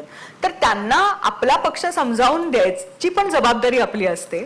आणि कधी कधी त्याच्यातून आपण आयदर आपण पटवू शकतो आपली बाजू, पण चांगल्या शब्दांमध्ये, आणि दुसरं आपण म्हणू शकतो की we can agree to disagree. त्याच्यामध्ये एवढं काय अगदी तो जीवन मरणाचा प्रश्न नाहीये की अरे तुमची मतं आणि माझी मतं जुळत नाहीत, तर तुमची आणि तुमच्या जुळ्यांचीही जुळणार नाहीत. कारण आपण इतके युनिक आहोत. आपल्या घरात कुठे सगळ्यांची मतं सगळ्यांसारखीच असतात. 5 दिशेला आपले जसे हात तसेच लोक असतात. सो दॅट आय थिंक ते भान कुठेतरी सुटतंय लोकांना असं वाटतं की आपलं मत हेच खरं. ते काय खरं आणि काय सोशल मीडिया वापरण्यासाठी म्हणजे तितकी मॅच्युरिटी आपल्या समाजात आहे का, इथपासून मला विचारायचंय 2 कारणांसाठी. एक, तुम्हाला आलेले अनुभव तुम्ही आता काही सांगितलेत की निगेटिव्ह, याचं एक कारण असू शकतो तुम्ही सेलिब्रिटी आहात, तुम्हाला सगळी ओळखतात लोक, पण ज्यांना ओळखत नाही त्यांनाही काही अनेक वाईट अनुभव येऊ शकतात. त्याच्यावरती तुमच्यासारख्या व्यक्तीनी रिॲक्ट होणं, किंवा तुमची सारखी सेलिब्रिटी जेव्हा व्यक्त होते आणि ती इतक्या प्रत्येक निगेटिव्ह मुद्द्याला मुद्देसूद उत्तर देते, हे खूप रेअर आहे. तर हे करताना भीती नाही का वाटली थोडीशी की तुम्ही तुमच्या फ्रॅटर्निटी पासून दूर जाताय असं, किंवा त्यामुळे एक आमच्यात ती एक इंडिपेंडन्स आहे की आम्ही त्यातले नव्हतोच कधी. त्यामुळे त्या फ्रॅटर्निटी बरोबर हिंडण्या फिरण्यासाठी आपण आपली मतं बाजूला ठेवावी, हे का आमचे संस्कारच नाहीयेत. तर ते आम्हाला जर स्वीकारत असतील तर आम्ही जसे आहोत तसं स्वीकारावं, त्यात बदल कशाला करायचे, यु नो. त्यामुळे ते एक कॉन्फिडन्स असतो. एकतर शिक्षणाचा कॉन्फिडन्स असतो. आम्ही दोघंही अत्यंत शिक्षित आहोत, त्यामुळे कोणीही आमच्या समोर जर आलं आणि कुठल्याही पद्धतीची चर्चा, आपल्याला ज्या विषयाबद्दल माहितीही नाहीये त्याचीही जर आमच्या समोर चर्चा केली तर 2-3 मिनिटांनंतर ऐकून आपल्याला त्या विषयाबद्दल कळतं, आपण संभाषण घडवून आणू शकतो. तर तो जो एक कॉन्फिडन्स आहे तो मला वाटतं खूप म्हणजे कामी येतो. आणि दुसरी गोष्ट म्हणजे ही गोष्ट की आपण आक्रमक नाही आहोत. आम्ही जर म्हणजे लिहिताना जर मीच अत्यंत वाईट आणि अश्लील शब्द वापरले तर मग तुमचा तसाच तरच result खालचा आहे ना. मग पण तुम्ही जर ते भाषा हे माध्यम जे आहे संवादाचं माध्यम आहे आणि तो संवाद म्हणून सुरू केलात किंवा मांडलात तर मग समोरून अत्यंत वाईट प्रतिक्रिया येण्याची काही गरजच नाही आणि त्याचा प्रतिकार तुम्ही केलाच पाहिजे असं माझं मत. बिईंग वुमन आणि सेलिब्रिटी अशा दोन गोष्टी एकत्र असताना मत मांडणं निर्भीडपणे हे किती अवघड असतं. हे मी अगदी मोकळेपणाने सांगू शकते की कुठल्याही समाजात, मी असं अजिबात म्हणत नाहीये की आपल्या समाजात, आपण आता आपल्या अमेरिकेत राष्ट्रपती ते दिसतच आहे की स्ट्रगल कोणाचा जास्त आहे, निश्चित ट्रम्पचा जास्त आहे का हिलरी क्लिंटनचा. त्यामुळे आपण आपल्या समाजाचा आपण म्हणूया नको, विश्वभर जर पाहिलं तर तेच जर मत असेल, राणाजी आणि मी उभे होत, राणाजींनी ते मत दिलं आणि मी ते मत दिलं तर राणाजींच्या मताला जास्त किंमत दिली जाईल. अर्थात त्याच्यात त्यांनी ज्या पद्धतीने म्हटलं त्याच्यावर पण फिदा होऊ शकतात लोक आणि ते पण माझं म्हणणं हेच आहे की कुठल्याही पद्धतीचं जे मत आहे, म्हणजे काही लोकांचा तर विश्वासच नाहीये की बाईचं मत असावं. हे सोशल मीडियात मला खूप, म्हणजे हे महाराष्ट्रात एवढं जाणवत नाही आपल्याला इकडे राहून, पण आपण जेव्हा बाहेरच्या राज्यांमधले किंवा काही जे फार त्यांच्याकडे पुरोगामी असल्याची परंपराच नाहीये अशा ठिकाणहून जेव्हा मला रिस्पॉन्सेस मिळतात तेव्हा असंच असतं की आप तो चुपी रहिए, आप घर बैठिए. म्हणजे मी कलाकार आहे तरी घर का बैठीये, तर मी ठरवेन ना घर बैठीये का काय करायचं ते. तर ही अशी जी आहे त्याच्याबरोबर आता ती सवयच झालेली असते आपल्याला. मला वाटतं की आपल्या सगळ्याच स्त्रियांना ती सवय झालेली असते आणि त्याच्याकडे फार लक्ष द्यायचं नसतं, अगदी सगळ्याला तलवार काढायची नसते आपली. क्या बात. तुमच्या आईच्या व्यक्तिमत्वाचा तुमच्यावर किती प्रभाव आहे असा एक प्रश्न शिवराम सुखी यांनी विचारलाय. मी खूप भाग्यशाली आहे, भाग्यवान आहे की माझ्याच घरी माझी आयडल मला मिळाली आहे. कारण मला कोणी लहानपणापासून विचारले की तुझी आयडल कोण आहे तर आई आहे माझी. कारण ती फक्त काम करत नाही तर ती उत्तम स्वयंपाक करते. म्हणजे लहानपणापासून we have been very fortunate. आई आजी यांचा स्वयंपाक म्हणजे इतका उत्तम की मी नसताना सुद्धा माझ्या मैत्रिणी तिच्या हातचं खायला म्हणून अजूनही येतात. आणि प्लस मला वाटतं की एक जे प्रामाणिकपणावर भर दिला गेला माझ्या आयुष्यातला आणि शिस्तप्रिय, तर ह्या दोन गोष्टी मला वाटतं की फार महत्वाचे संस्कार आहेत आणि तो माझ्या संस्कारांचा पाया आहे असं मला वाटतं. कुठलंही काम असो ते 100% मन लावून करायचं, अगदी त्याचा म्हणजे अभ्यास करून करायचं, ही आम्हाला लहानपणापासून सवय झाली आहे. आणि at the same time liberal वातावरणाची सवय झाली आमच्या घरात आईमुळे, आणि ती ही खूप खूप महत्वाची आहे. कारण मी जर लिबरल वातावरणात जर वाढले नसते तर कदाचित माझं मनच इतकं ओपन झालं नसतं आणि मग माझ्या आयुष्यात ज्या ज्या गोष्टी घडल्या त्या होऊच शकल्या नसत्या. त्यामुळे मी पूर्णपणे डिपेंडेंट आहे, इंडिपेंडेंट असूनही डिपेंडेंट आहे तिच्यावर आणि तीच आयडल आहे माझी, त्यामुळे प्रश्नच नाही. आईपणाचा विषय आहे आणि तुम्ही म्हणताच की मी आधी फुल टाइम मॉम आहे आणि त्याच्यानंतर मी जे सगळं आहे. तर शिवाय तुम्ही सायकोलॉजी मधलं शिक्षण घेतलंय आणि मुलांबद्दल बरंच काही काही करत असता तुम्ही सायकोलॉजी बद्दल. तर तुमचा एक सेलिब्रिटींची मुलं वाढवण्याचा अनुभव आणि आजच्या जगात ह्या तुम्हाला दोन्ही मुलगी आहेत त्यांना तुम्ही वाढवताय, म्हणजे मुलीला जपायला हवं असं आपण म्हणतो. नाही, सगळ्यांनाच जपायला पाहिजे. तेच तर त्यांना वाढवताना असं एक म्हणजे म्हटलं जातं तर मुलांबद्दल एक बेफिकिरी असते की नाही काही गरज नाही. तर तोही अनुभव सांगा की मुलांची आई असल्याचा अनुभव.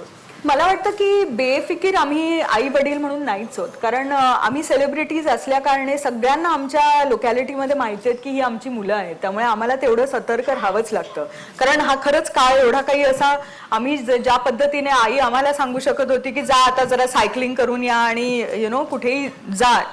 आम्ही लहान लहान वयातच आम्ही बसनी वगैरे सगळं असे जायचो यायचो, चालत जायचो यायचो. आणि कोणी नाही सापडलं तरी कुठल्या तरी काकांच्या घरी जाऊन आम्ही म्हणायचो काका आम्हाला पाणी द्या. आणि म्हणजे तसा विश्वास सगळीकडे वातावरणातच विश्वास होता. आता वातावरणात अविश्वास आहे, त्यामुळे आपण त्या पद्धतीने मुलांना वाढवण्याची गरज आहे.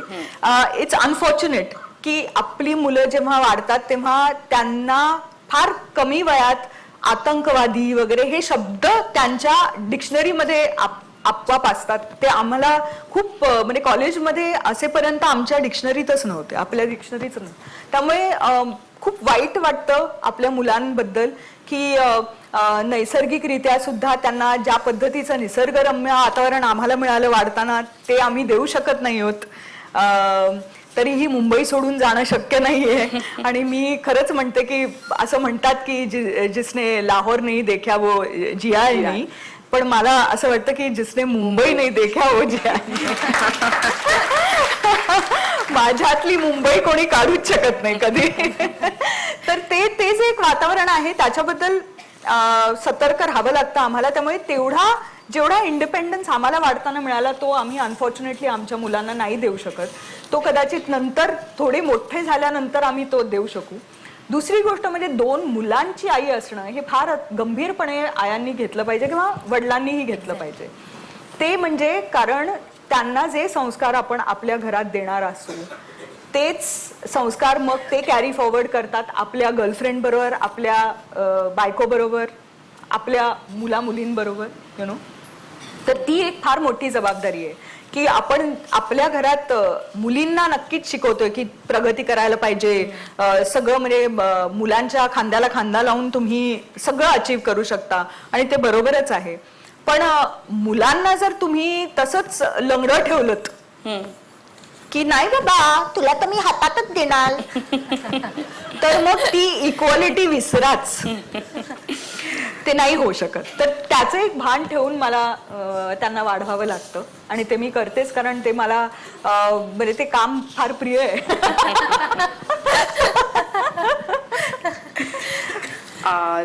आता काही मराठी सिरियल विषयीचा एक प्रश्न आहे. मगाशी बोलताना उल्लेख झाला होता त्याचा. सतीश नाडकर्णी विचारतायत सध्या ज्या मराठी मालिका टीव्हीवर असतात त्यांचा दर्जा एवढा खालावलेला का आहे?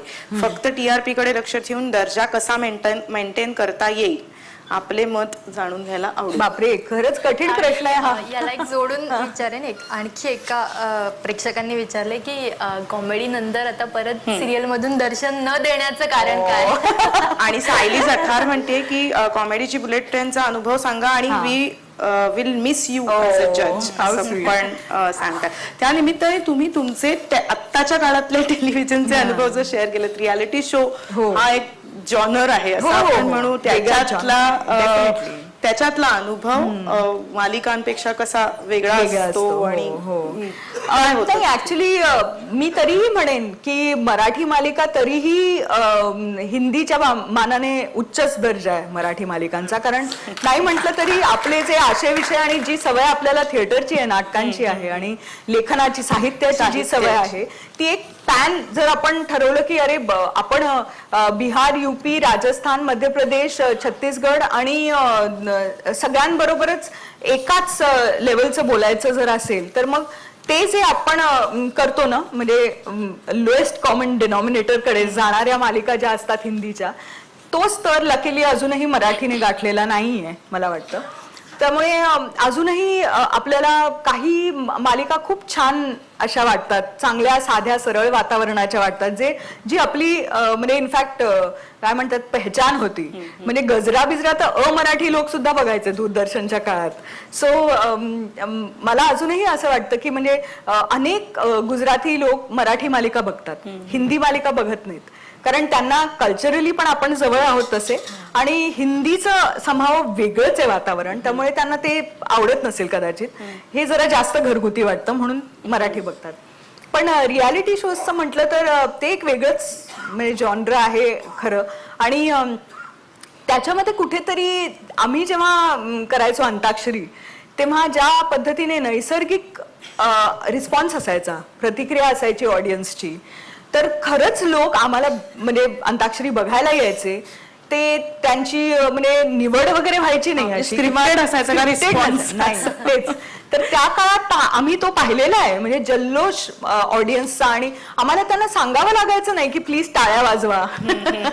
ते उत्स्फूर्तपणे टाळ्या वाजवायचेच. त्यांना तो कार्यक्रम आवडायचा म्हणून ती प्रतिक्रिया जे द्यायचे ते तसंच तसं तुमच्यापर्यंत पोहोचवायचे. पण आता हल्लीमध्ये ऍक्च्युली ज्युनियर आर्टिस्ट असतात ऑडियन्समध्ये. काही असतील लोक ज्यांना निमंत्रण दिलं जातं, पण अदरवाईज ज्युनियर आर्टिस्ट असतात, कारण ते तुमच्या म्हणजे शूटिंगच्या हिशोबाने काम करतात. ते नॉर्मल जे लोक असतील ते म्हणतील आता कंटाळा आला आम्ही घरी जातो, तर मग ऑडियन्स राहणार कसा? ते लाफ्टर आधी ठरवलं जातं असा जो प्रकार. आता लाफ नाही तसं नाही अगदी, म्हणजे ते हसतात बिचारे, पण बिचारे तर सगळं आलंय. नाही, कारण अनेकदा आमची पण म्हणजे ऍज जज पण आम्हाला अनेकदा असं वाटायचं मकरंदला आणि मला की अरे ह्याला आता कसं हसायचं. पण आता प्रोफेशनलिझम दाखवून आम्ही हसायचो खरे. पण तो अनुभव खरंच खूप चांगला होता, कारण ती टीम म्हणजे सचिन गोस्वामी, सचिन मोटे हे दिग्दर्शक होते त्याचे आणि निर्माता पण होते. आणि त्यांचं पण थिएटरनी सुरुवात झालेली वगैरे, त्यामुळे त्यांची जर प्रोग्रेस पाहिला तर त्यांचा विचार पण म्हणजे अनेक इनफॅक्ट शेतकऱ्यांचे प्रश्न वगैरे आम्ही एका कॉमेडी शो मध्ये पहिल्यांदाच घेतले. आणि खूप म्हणजे असा आम्हाला रिस्पॉन्स त्याचा इतका प्रचंड मिळाला होता. त्यामुळे काही गोष्टी ज्या फार गंभीरपणे आपल्याला पोचवायच्या असतात त्या कॉमेडीच्या रूपात जर पोचवल्या ना तर त्या जास्त मार्मिक वाटतात असं मला वाटतं. तर ते मला कॉमेडीच्या बुलेट ट्रेन मध्ये अनुभव मिळाला. आणि मकरंद सारखा इतका चांगला सहजज होता की त्यांच्याबरोबर जे ट्युनिंग होतं माझं तेही खूप छान होतं. आणि त्यामुळे येस, तुम्ही जसे मिस करता आम्हाला दोघांना तसे आम्ही पण कॉमेडीची बुलेट ट्रेन मिस करतो, नाही असं नाही. पण 2 वर्ष सातत्याने केल्यानंतर आम्हाला वाटलं की आमच्याकडे जे सांगण्यासारखं आहे त्याच कलाकारांना आम्ही किती वेगवेगळ्या पद्धतीने काय आमची मतं देऊ. त्यामुळे कुठेतरी एक म्हणजे अशी प्रतिक्रिया पण मिळायला पाहिजे ना की अरे आम्ही तुम्ही आम्हाला हवेसे आहात, असं नको की आय ग आता आले. मालिकांच्या विषयात एक वेगळा मुद्दा, वेगळा म्हणजे मालिकांच्या संदर्भातला वेब सिरीज करायची इच्छा आहे का? मगाशी माध्यमांचा विषय निघाला. युट्यूब सारखं माध्यम आता आहे, चॅनल्स, त्याच्यामध्ये युट्यूब चॅनल्सला खूप मोठा प्रेक्षक वर्ग आहे, शहरी तरुण वर्गात, एस्पेशली शहरी तरुण. तू म्हणालीस ते अगदी बरोबर आहे. इनफॅक्ट ते एक नवीन सुरू झालेलं आहे आणि त्याचा खूप मोठा प्रभाव आहे. माझी मुलं पण इनफॅक्ट बघतात युट्यूब चॅनल्स वगैरे. त्यामुळे दॅट्स द नेक्स्ट स्टेप आता. कारण सोशल मीडियाचं जे मी पाहिलं, म्हणजे त्या दिवशी मी ती जाहिरात करत होते, जाहिरातीचं शूटिंग चालू होतं आणि युजली माझ्याकडे येऊन लोक हेच म्हणतात की ma'am we are very fond of you, सुरभीमध्ये तुम्हाला पाहिलं होतं, हम आपके हैं कौनच्या भाभी हे ते वगैरे. तर मला वाटलं की हा मुलगा येतो आणि हा आता म्हणणार की हा सलमानची भाभी म्हणून मला तुम्ही खूप आवडता. आणि ते म्हणाले की तुम्ही जे फेसबुकवर लिहिताय ते फार अप्रतिम आहे. तर म्हटलं की दिस इज नेक्स्ट जनरेशन. आता वेब एपिसोड जे अजून नेक्स्ट जनरेशन आहे. पण मग ते करायची इच्छा डेफिनेटली, कारण एका कलाकाराला ताजं राहावंच लागतं. तुम्ही जर ताजं राहिला नाही तर यू आर हिस्ट्री. आणखीन एक प्रश्न होता हा, तुम्हाला मानसशास्त्राचा कलाक्षेत्रात उपयोग होतो का, कसा होतो, आणि त्यांनी मुलांना वाढवताना पण कसा उपयोग होतो असं विचारलंय. ते कदाचित तुमच्या बोलण्यातनं येऊन गेलं. मानसशास्त्राचा उपयोग म्हणजे एकतर लोक खूप मला घाबरतात. हा एक राऊंड अबाउट असा एक खूप मोठा ऍडव्हान्टेज मला मिळतो. कारण त्यांना असं वाटतं की अच्छा म्हणजे तू आता मन वगैरे वाचणार की काय, त्यांना कारण मानसशास्त्राबद्दलच कमी माहिती असतं. पण एक फार उत्तम गोष्ट मानसशास्त्रातून मी शिकले, ज्याचा प्रभाव मला वाटतं कुठल्याही गोष्टीवर पडलेला आहे माझ्या आयुष्यातल्या. आणि तो म्हणजे की एक TYBA मध्ये असताना एंटायर सायको घेतलं होतं मी, त्यामुळे त्याच्यातला एक विषय होता सेल्फ अनालिसिस, आणि तो फार हमखास आम्हाला करावाच लागायचा, कारण सेल्फ अनालिसिस केल्याशिवाय तुम्ही सायकोथेरपी करू शकत नाही किंवा डायग्नोज करू शकत नाही. असंच ते म्हणजे एक जे स्टेप्स असतात कुठल्याही गोष्टीला, तर त्याची पहिली शिडी ही सेल्फ अनालिसिसची असते. आणि त्या सेल्फ अनालिसिसचा इतका फायदा होतो की आपण जर आत्मनिरीक्षण केलं नाही तर आपला ना विकास होतो, ना आपण म्हणजे असे काहीही निर्णय कॉन्फिडेंटली घेऊ शकतो. त्यामुळे तोच म्हणजे लोकांबरोबर बोलण्याची जो एक तर आत्मविश्वास जो आहे तो मला त्या सेल्फ अनालिसिस मधून मिळाला. आणि दुसरी गोष्ट म्हणजे एक स्ट्रेंथ मिळते की आपण जेव्हा स्वतःबद्दल कॉन्फिडंट असतो आणि आपण स्वतःला ओळखत असतो की आपण कुठे भरकटलेलो नसतो, आपण की भिरभिरत नसतो, कुठेतरी एक बेस असतो खूप स्ट्रॉंग आतमध्ये आपल्याच, तो आपल्याला बाहेरून नको असतो. 4 लोकांनी तुम्हाला सांगितलं की तुमचं काम बेकार झालं, जरी आपल्या आत आपल्याला माहिती असतं की नाही हे मी चांगलं केलंय, तर त्याचा एक कॉन्फिडन्स वेगळाच असतो, यु नो. तर दुसऱ्यांवर अवलंबून न राहता स्वतःचं जर आपण विश्लेषण करू शकलो आणि आत्मनिरीक्षण करू शकलो तर त्याची स्ट्रेंथ, त्याचा मला भरपूर फायदा झाला. कुठल्याही कॅरेक्टरला पण उभं जर करायचं असेल तर ती एक जी एक तटस्थ वृत्ती असते एक सायकॉलॉजिस्टची, की जिथे तुमच्याकडून ते काढून घेतात तुमच्या आयुष्यातलं सगळं, तुमचेच शब्द तुम्हाला ऐकवतात.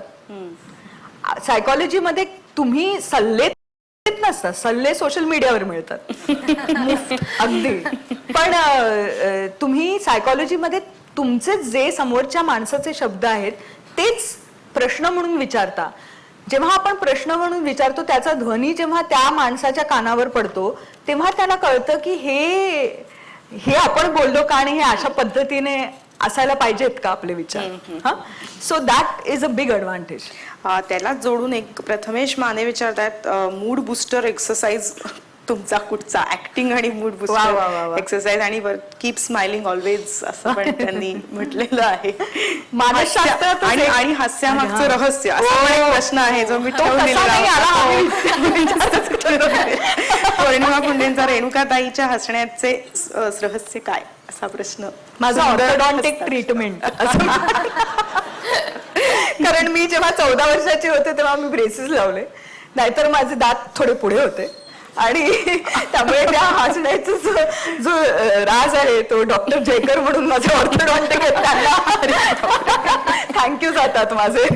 नाही पण मूड बुस्टर एक्सरसाइज जी आहे ती खूप एक छान एक्सपेरिमेंट आम्ही सायकॉलॉजीमध्येच केला होता, की जर तुम्ही फार डिप्रेस्ड असाल किंवा तुम्ही खूप त्रास होत असेल तुम्हाला आणि कन्फ्युज्ड असाल किंवा कुठल्याही मूडमध्ये असाल जो निगेटिव्ह आहे, तर तुम्ही आरशाच्या समोर जर उभं राहून हसलात, जस्ट स्वतःकडे बघून हसलात, तर 5 मिनिटांनंतर तुमचा मूड सुधारेल. क्या बात आहे. रेणुका नाणेंकडनं हा मंत्र मिळाल्यामुळे सगळ्यांनी करून बघायला हरकत नाही. नक्कीच. आता एक दोघांनी प्रश्न विचारलेत. UK कुलकर्णी आणि मंजुषा गोगीरवार म्हणून आहेत त्यांनी, की माधुरी बरोबर काम करण्याचा हम आपके है कौनचा सुद्धा आणि त्याच्यानंतर डान्स झलकचा तो अनुभव तुम्हाला फक्त विचारला. माधुरी म्हणजे मी काय म्हणावं की परफेक्शनच्या जवळ जाणारी ती डान्सर आहे खरं तर. आणि तिच्याबरोबर काम करताना इतका आनंद झाला मला, कारण तिच्या आई बरोबर असायच्या तिच्या, आणि मावशी आणि मी प्रचंड गप्पा मारायचो, कारण पूर्वी ते शिवाजी पार्कला असायचे, म्हणजे त्यांचं सासर माधुरीच्या आईचं. सो त्या जुन्या आठवणी वगैरे त्या काढत बसायच्या माझ्या बरोबर. आणि ऍक्च्युली मावशींच्या थ्रू मी माधुरीची मैत्रीण झाले सेटवर, कारण माधुरी काय किंवा सलमान काय इतके मोठे स्टार्स होते ना ते, की कुठेतरी त्यांच्या अवतीभोवती एक भिंत नेहमीच ते कॅरी करतात, कारण ती ब्रेक करून देत नाहीत, कारण कोणीही फायदा उचलू शकतो त्याचा किंवा काय आपण माणसांना नाही ओळखू शकत. त्यामुळे ती एक रिझर्व्ड आहे माधुरी ऑन द सेट्स. ती फार अशी खूप मनमोकळी किंवा अशी दिलखुलास गप्पा मारणारी वगैरे अशी नाहीये. ओळख झाल्यानंतर मग नंतर खूप मजेदार आणि मस्त आहे ती, कारण ती नकला बिकला खूप छान करते, तिचं सेन्स ऑफ ह्युमर इतकं मस्त आहे, तर ती म्हणजे कोणाचं लक्ष नसलं की लगेच त्या माणसाची नक्कल करते, तर ते ते अनुभवाला खूपच मजा आली. आणि ती खूप माझ्या बाबतीत प्रोटेक्टिव्ह होती. मला एक तर ती शाणी इकडे ये असं आणि खूप प्रोटेक्टिव्ह होते, कारण तिचा बराच काळ झाला होता तोपर्यंत ह्या क्षेत्रात, आणि तशी मी नवखी होते अशा मोठ्या चित्रपटात काम करण्यासाठी म्हणून. आणि तिच्या समोर नाच करायचा होता मला, त्यामुळे म्हणजे ते तर इतकी भीतीदायक परिस्थिती होती माझी आणि इतकी नर्वस होते, त्यामुळे त्या लो चली मै हा नाचाच्या वेळेला घाम फुटला होता मला, आणि ते दिसतोय पण तो स्क्रीनवर, इफ यू नोटीस. पण माधुरीने खूप मला असं म्हणजे सावरून सांभाळून घेतलं होतं, आणि ती खूप एनकरेजिंग होती. आणि दीदी तेरा देवरचा एक किस्सा सांगते की त्या ऍक्च्युली बघताना खूप छान वाटतं तो पूर्ण प्रकार, पण करताना ते खूप कठीण स्टेप्स होत्या ऍक्च्युली. तर तिने भरपूर प्रॅक्टिस वगैरे केली होती, आणि ती एक पर्टिक्युलर स्टेप होती काहीतरी त्याच्यामध्ये, इमली का काहीतरीचा जो पॅराग्राफ आहे त्याच्यातलं, तर परत परत ती प्रयत्न करत होती आणि जय मास्टरना सांगत होती की नाही ह्याच्यानंतर मी अजून एक करणार. आणि आम्हाला दरवेळेला वाटायचं की अरे किती सुंदर, ह्याच्यापेक्षा चांगलं करू शकते का ती, किती सुंदर. आणि खरंच 5व्या वेळा 6व्या वेळा ती जेव्हा जेव्हा म्हणत होती की मला अजून एक टेक हवाय, ती त्याच्याही पेक्षा सुंदर करत होती. आणि त्याच्याही पेक्षा म्हणजे ही जी महत्वाकांक्षा आहे किंवा डिसिप्लिन आहे की आपण आपलं बेस्ट द्यायचं, तिने जर पहिल्यांदाच म्हटलं असतं ओके, तर जय मास्टरजी ओके म्हणायला तयारच होते, कारण त्याच्यानंतर त्याच्या पलीकडे ती चांगलं करू शकेल असं वाटतच नव्हतं. पण दॅट वॉज हर प्रोफेशनलिझम, आणि ती फार म्हणजे खूप साधी आहे मुलगी, आणि प्रचंड पोहे खायला आवडतात तिला, मासे खायला आवडतात आणि खूप गोड मुलगी, मस्त अनुभव. म्हणजे इनफॅक्ट झलकच्या वेळेला जेव्हा आम्ही एकत्र होतो, म्हणजे एक वेगळं नातं होतं आमचं, ती जज होती आणि मी पार्टिसिपंट होते, तर तेव्हा पण मी खूप कम्फर्टेबल होते, कारण ती जज होती. कारण मला माहितीये की ती उगाच कोणाला तरी त्रास देण्यासाठी किंवा काहीतरी असं नेगेटिव्ह कधी इनफॅक्ट मी तिच्याकडून कोणाबद्दलही नेगेटिव्ह कधी काही ऐकलेलंच नाहीये. तर त्यामुळे ते तिच्या चेहऱ्यावर पण दिसतं ना स्क्रीनवर, की आतमधून जर माणूस नसेल नेगेटिव्ह तर ते बाहेर सुद्धा तेवढंच सौंदर्य दिसतं. क्या बात आहे. शेवटचे 2 प्रश्न घेऊया आपण. तुमचं पुढचा मराठी सिनेमा कधी येणार याची आम्ही आतुरतेने वाट बघतोय असं मेधा जोशी म्हणतात, आणि सध्या तुम्ही काय नवीन लिहित आहात आणि काय कुठल्या क्षेत्रात सध्या नवीन काम चालू आहे, असे 2 प्रश्न विचारलेले आहेत. नाही, सध्या तर माझं मी म्हटलं त्याप्रमाणे त्रिभंग ह्याच्यावरच माझा जोर आहे, कारण त्याला जर प्रोड्युसर मिळाला तर माझं दिग्दर्शनाचं ते नेक्स्ट असेल म्हणजे, आणि ते खूप मोठं आहे कारण त्याच्यामध्ये व्याप खूप मोठा आहे. सो ऑब्व्हियसली त्याच्यावर कॉन्सन्ट्रेट मला करावंच लागतं, आणि मला खूप अशा गोष्टी एकत्र मी नाही करू शकत कारण मुलं आहेत, त्यामुळे तेवढंच त्यांच्याकडे लक्ष दिलं पाहिजे आणि प्लस काम केलं पाहिजे.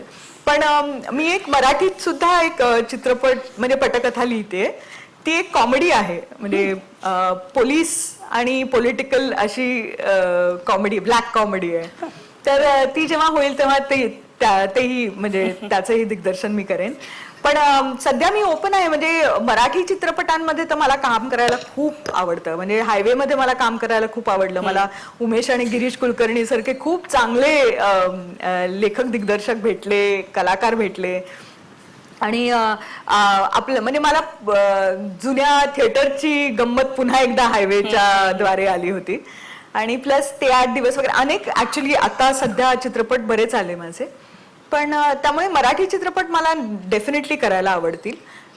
पण हिंदी चित्रपट पण मी एक केलाय, तो आता पुढच्या वर्षी मार्चमध्ये बहुतेक येईल. एक्सेल प्रोडक्शनचा आहे, तर तो आता पुढच्या वर्षी, त्याच्यात पण फार अगदी वेगळीच आणि मस्त भूमिका आहे. So I am looking forward to that. Great. रेणुकाजींचे पुढचे प्रोजेक्ट्स आपल्यापर्यंत पोहोचतीलच.